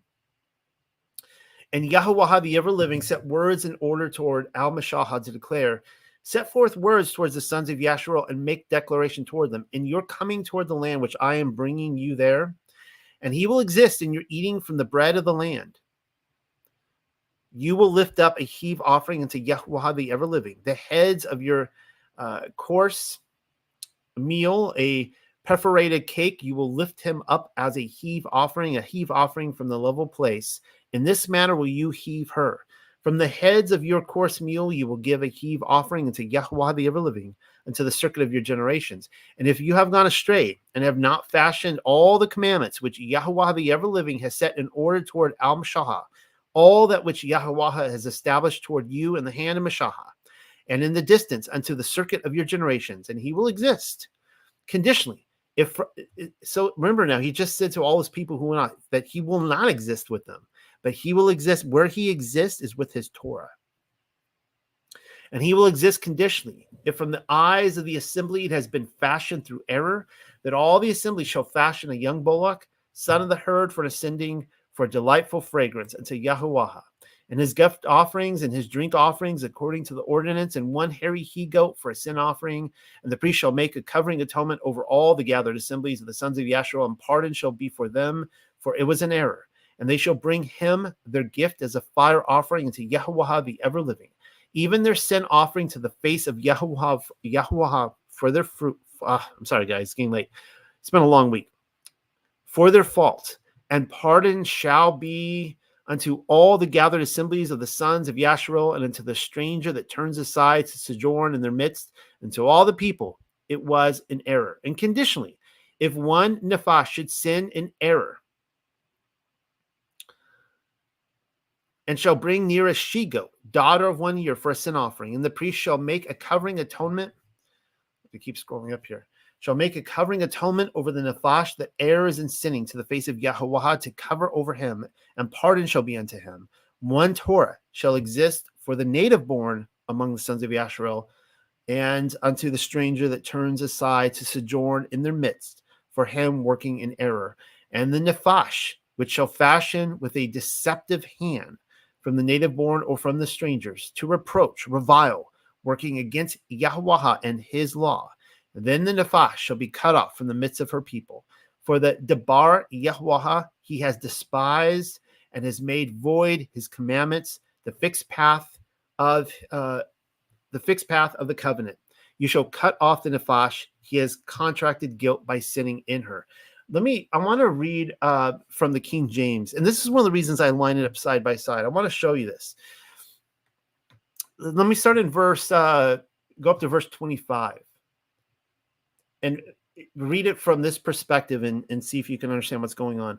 And the priest shall make an atonement for all the congregation of the children of Israel, and it shall be forgiven them, for it is ignorance. And they shall bring their offering, a sacrifice made by fire unto Yahuwah, and their sin offering before Yahuwah for their ignorance. Okay? So the sin that's being described here is one of ignorance, not conscious. And it shall be forgiven all the congregation of the children of Israel, and the stranger that sojourneth among them, seeing all the people were in ignorance. So let me skip down here. Verse 30. But the soul that doeth aught presumptuously, whether he be born in the land or a stranger, the same reproacheth Yahuwah, and that soul shall be cut off from among his people. So do you see what's going on here? There's two sins being described, the unconscious sin and the conscious sin. I went through this study, 12 weeks ago, and it kind of upsets some people. And guys, I'm just reading you what scripture says. Okay. I'm not trying to sugarcoat this. I'm not trying to make it politically correct. It says that there is sacrifice for unconscious sin. It appears that the only sacrifice that I can prove for conscious sin, meaning you know that something is a sin and you do it anyways. Just name it in your head what it is. Think about your own life, things that you knew that was wrong, that is in rebellion against the law, breaking the law. Therefore, it's sin, and you did it anyways. The only sacrifice that you can prove covers that is the Day of Atonement. All right, the Day of Atonement, the holiest day of the year, when the high priest makes an atonement for all sin. And of course, this is what Mashiach did for us, right? Because of his atoning sacrifice, we can enter back in. But this is where it says in Hebrews, and I'm not giving you chapter and verse right now. I'm kind of speaking.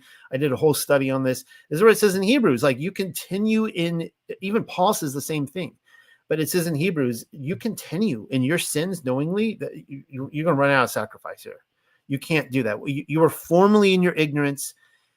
Now you're not in your ignorance anymore. And this is one of the, I can't say this enough.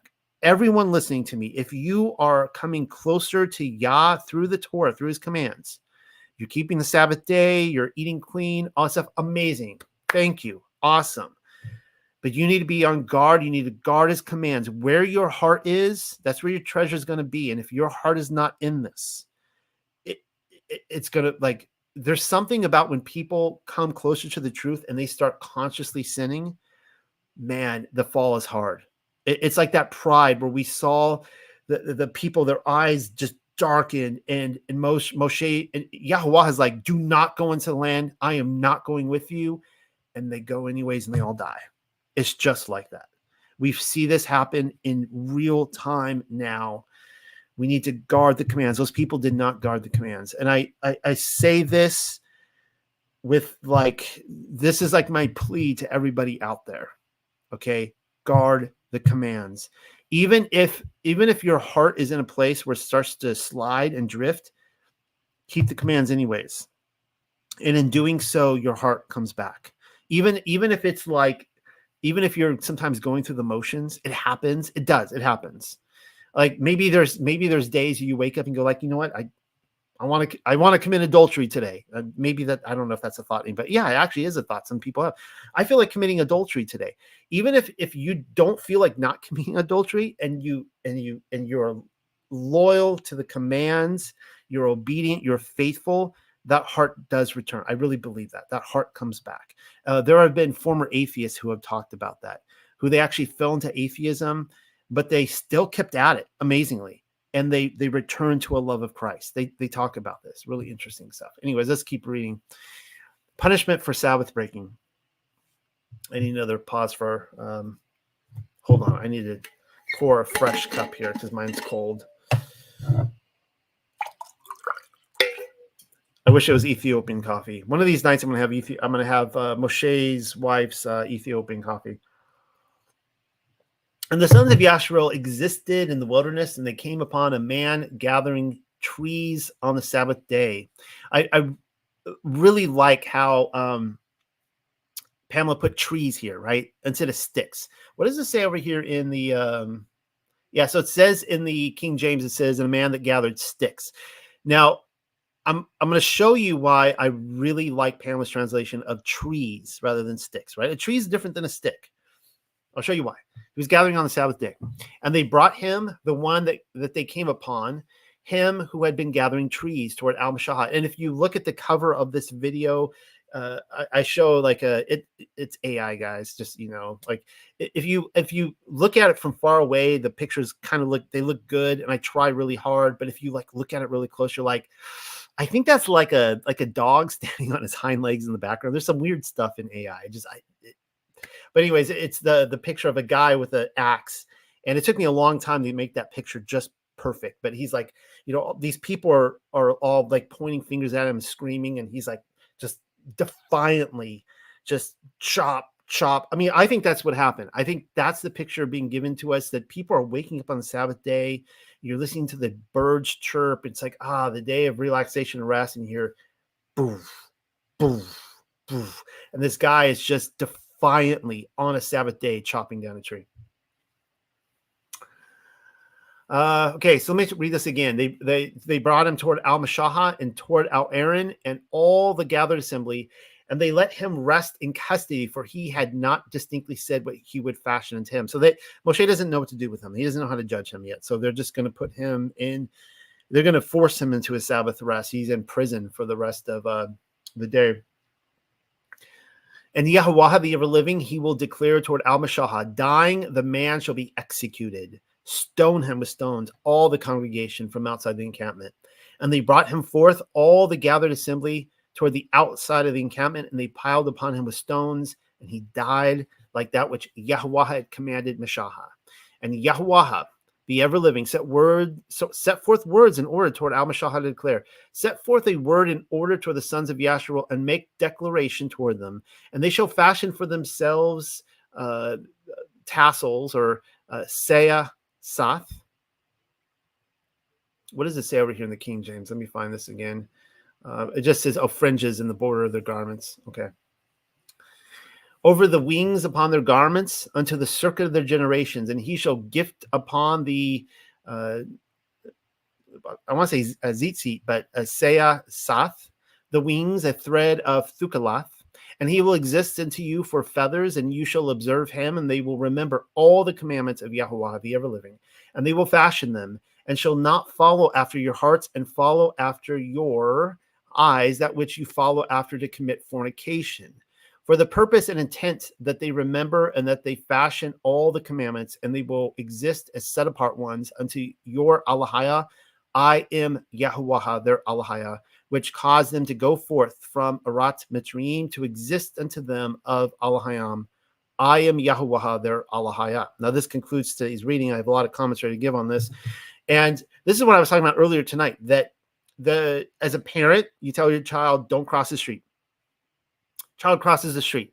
And you're like, okay, well, that didn't work. So let me try to be more specific with this command here. I'm going to give you more.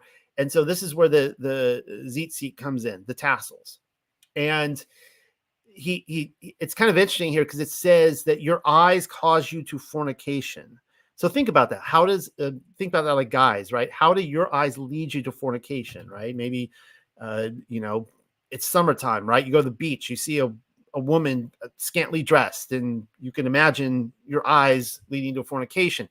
And this is why Yah is telling you here, you need something visual, because this isn't working out. So I'm going to have everybody wear this on the corners. We'll talk about, the fringes and all that kind of stuff, so that as you see this all throughout the day, you're going to be reminded to keep the commands.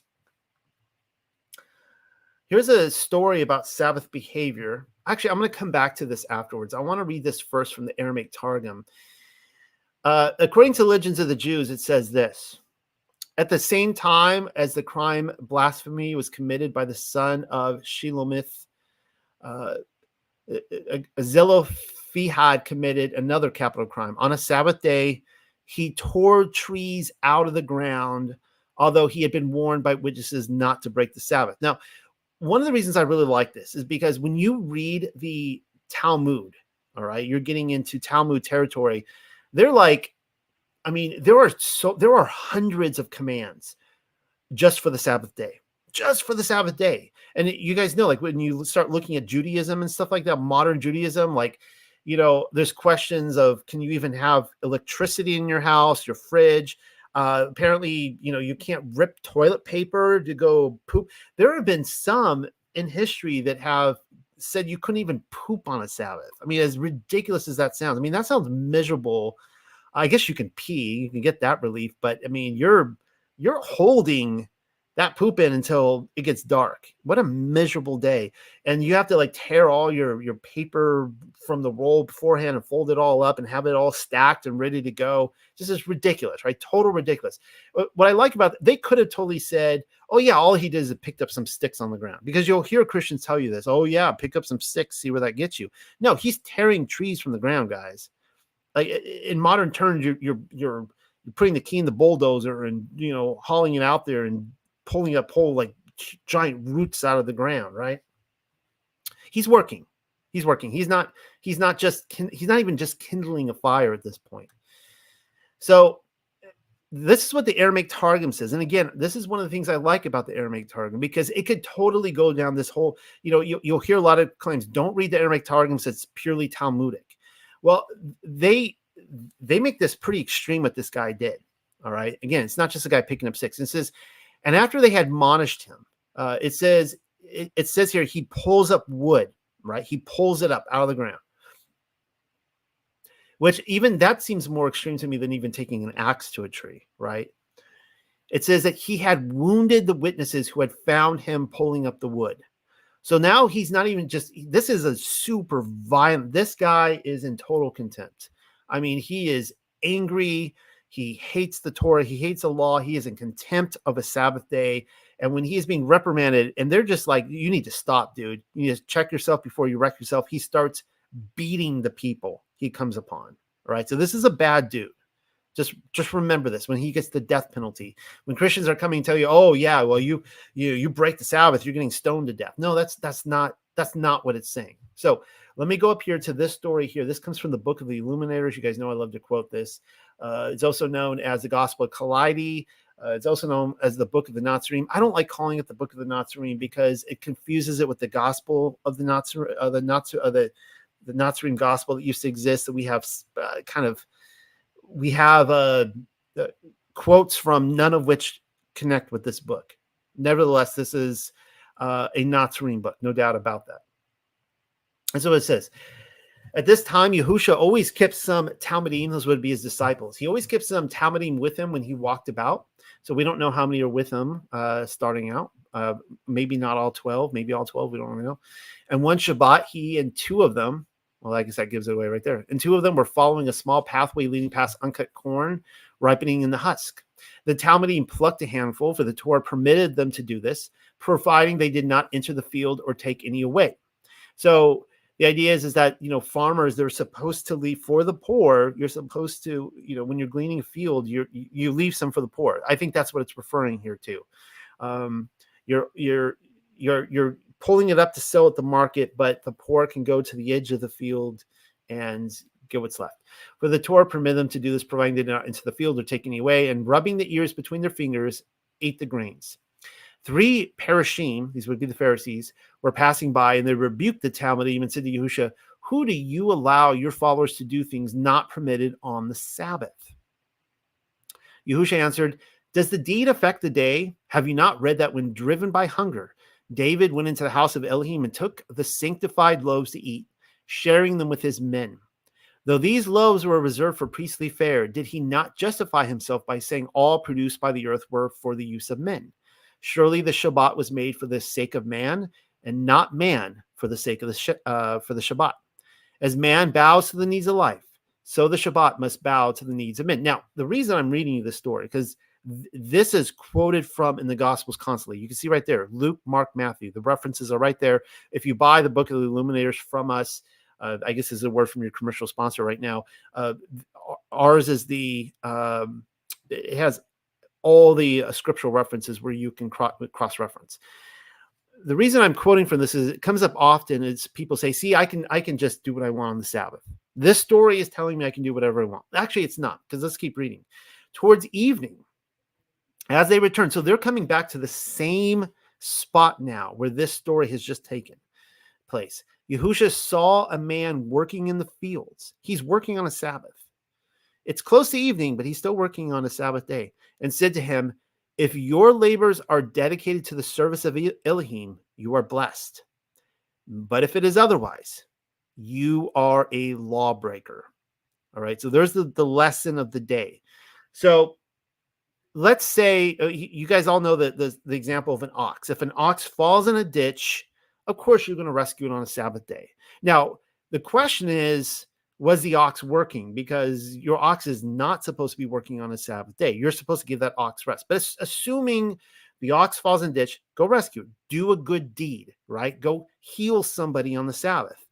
And this is interesting because he is actually saying, Yahushua is saying, look, if you're actually pulling up corn, if you're working this field because you are doing a service to Elohim, meaning there are people who are hungry right now and they need this, and you're, something like that. That's awesome. But if you're doing this for financial gain, you're doing it for yourself, that you're a lawbreaker. You are now breaking the Torah. Something to think about. Oh, wow, we are running low on time, so let's keep moving on. I went through Legends of the Jews. I showed you the Jonathan Targum here. Oh, yeah. So look at this here.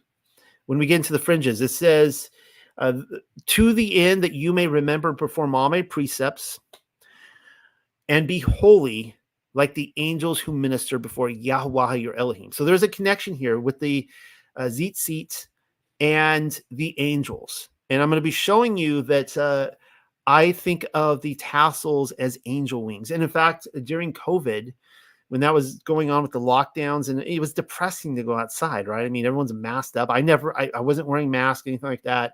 And people are angry, right? If they're out there like, oh, you got the disease, you got the cough, and you're going to make me sick. And people are agitated. My neighborhood used to be a safe place to live. When we moved into this neighborhood back in 2016, the chief of police lived just a few houses down, and talking to all our neighbors, they would say that there wasn't like a home break-in in like 20, 30 years. I mean, it was just no car break-ins. It wasn't a gated community either, just an open community, but very, very safe.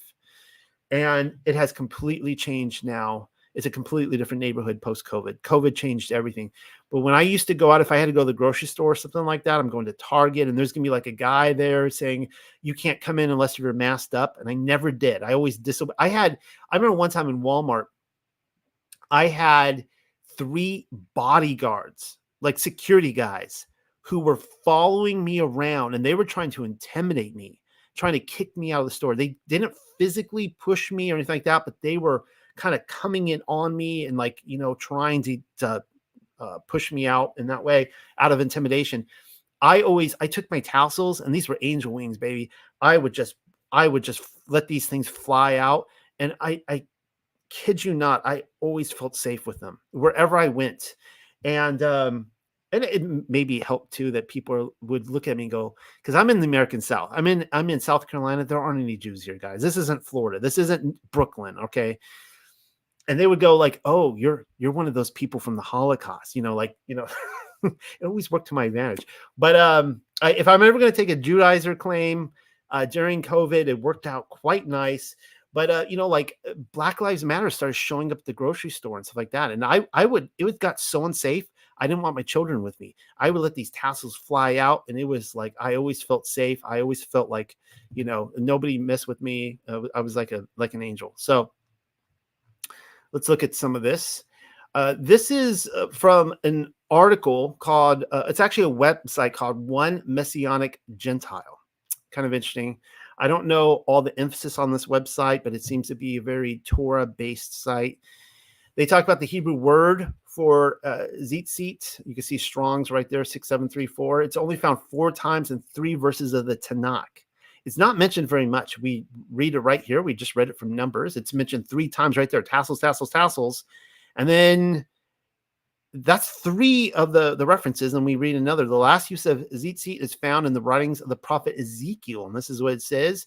He, Elohim, stretched out the form, or it could be Yahuwah there. I'm not sure. They don't give me the indication, but he stretched out the form of a hand and caught me by a lock of my head. And the Ruach lifted me up between earth and heaven and brought me in the visions of Elohim to Yerushalayim, to the entrance of the north. Okay, so what they're saying here is that this could be, it's not clear, but might be the source for the traditional hair curls worn on on modern Judaism. It's possible. That's what they're saying. See, they talk about the Greek Septuagint here in Deuteronomy. Let's keep looking. Okay, so in the Septuagint, so they say that in the Greek, the word is kraspedon, and it says in Zechariah this, in the Greek Septuagint, thus says Yahuwah of hosts, in those days 10 men from all the nations will grasp the garment of a Jew, saying, let us go with you, for we have heard that Elohim is with you. That comes from Zechariah 8:23. So they're going to, in the last days, you're going to see the tzitzit people, and they're going to finally recognize, wow, God or Elohim or whatever, he is with you. We see that, and they will be grasping the wings, the angel wings, right? Now it gets into what they call in this website the Greek apostolic writings, which I actually really like that. They don't call it the New Testament, telling me that they're probably a Torah-based group. And it says this in, what passage is this? While he was saying these things to them, a synagogue official came and bowed down before him and said, my daughter has just died, but come and lay your hand on her and she will live. Yahusha got up and began to follow him, and so did his disciples. And a woman who had been suffering from a hemorrhage for 12 years came up behind him and touched the fringe of his cloak. So right there, so this woman comes up and touches Yahusha's tzitzit. So there's another reference to it there. But they call it the kraspedon in Greek. And in Luke, it says that and a woman who had a hemorrhage for 12 years and could not be healed by anyone came up behind him and touched the fringe of his cloak, and immediately her hemorrhage stopped.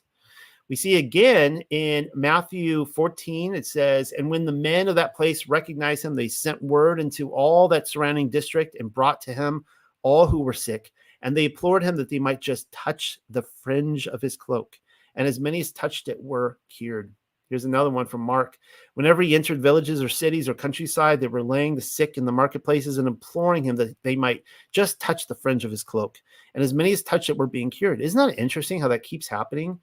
Okay.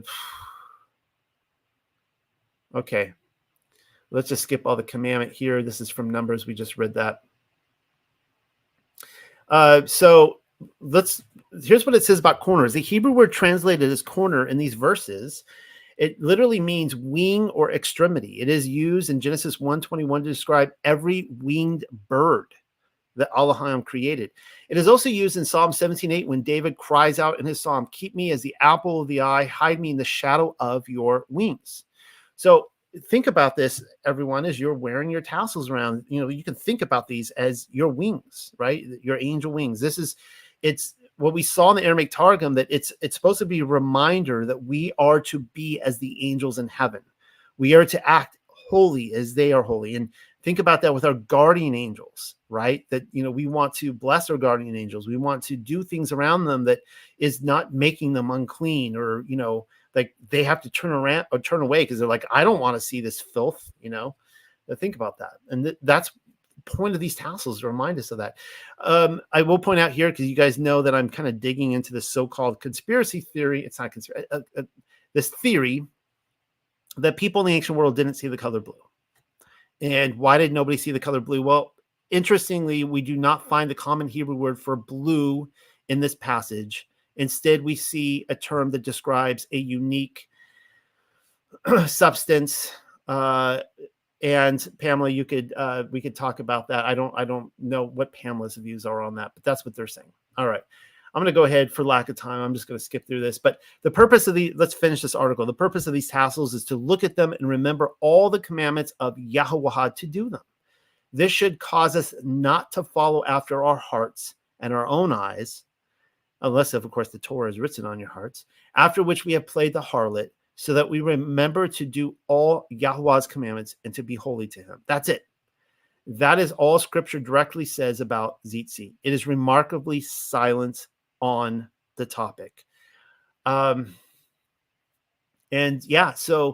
think about that, guys. As you are walking around, you're wearing these tzitzits, and you are a representative, as an angel, not a high priest, but a priest, a Melchizedek priest, a Levite priest. You are a priest, a representative for our Creator, for the Elohim of Yasharel.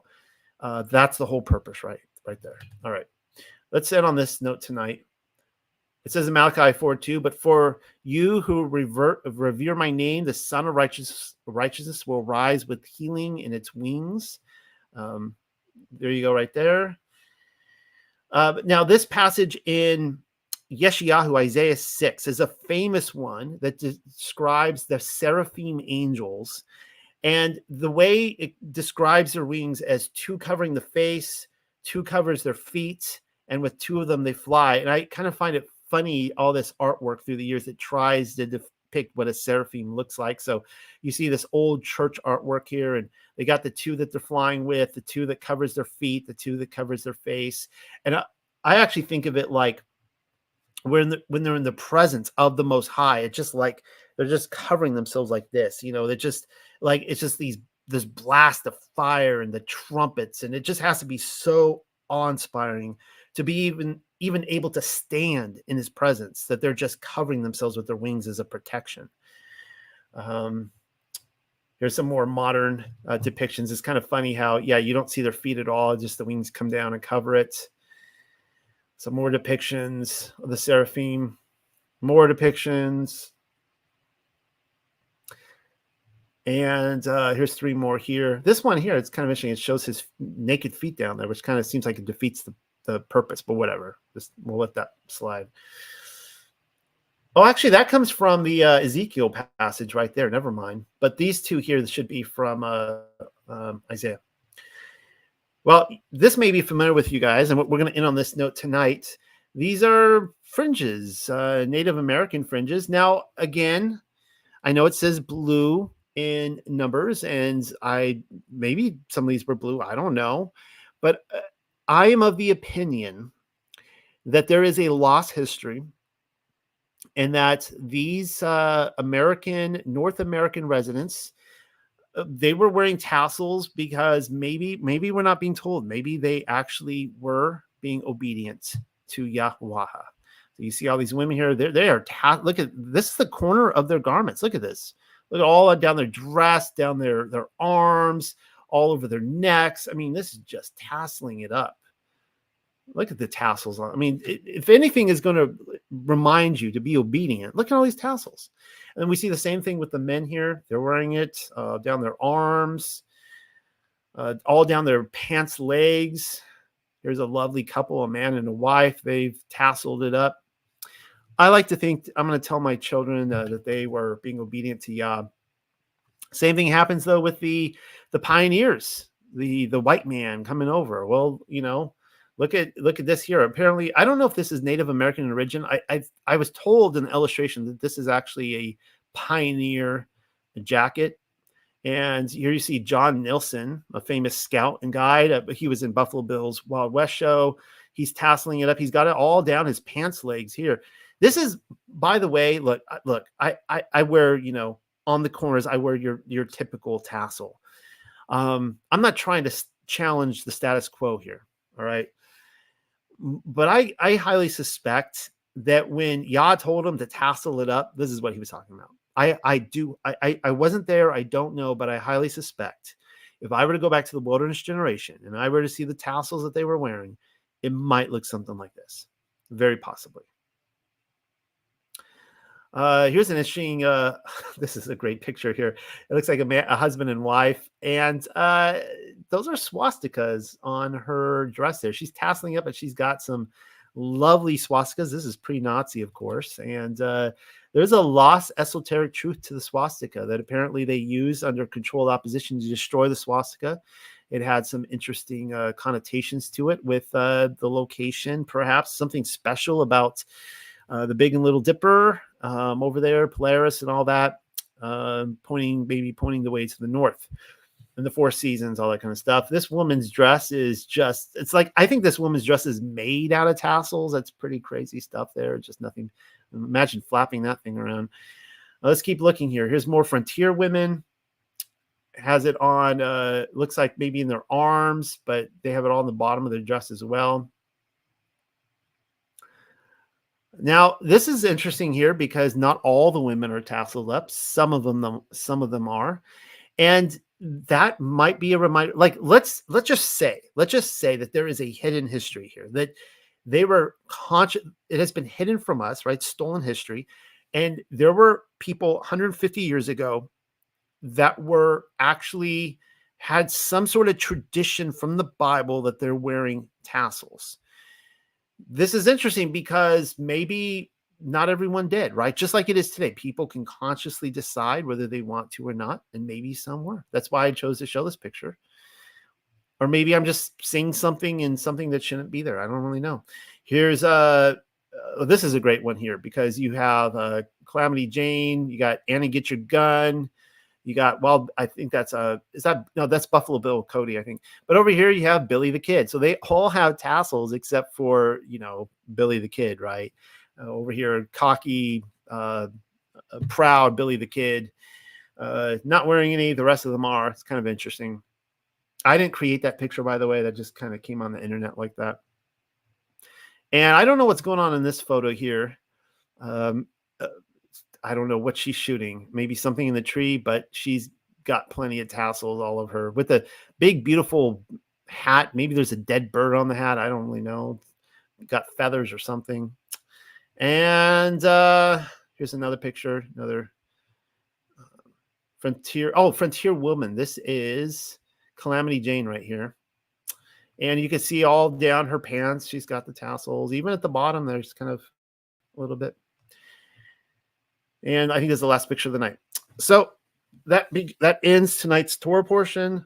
Hope you all have I'm going to be up for probably a couple more hours of all the coffee I drink to keep alert for you guys. Hope you guys all have a restful Sabbath. Get your rest. Read your Bible. We'll do this again next week. Love you guys. Thank you for making this a tradition at home. Yeah. Thank you, everyone. And Yah be praised, right? Yah be praised. And if the unexpected cosmology is a success in anything, I hope it's that Yah's praise, that people's lives are changed. And by that, I mean, my goal here is to give you permission to circumnavigate your spiritual controllers and all the people out there telling you to be disobedient. All the people out there saying that the commands are done away with, don't keep them. All the spokespeople for Hasatan. I want to give you permission to pick up your Bibles, read it, and do what it says.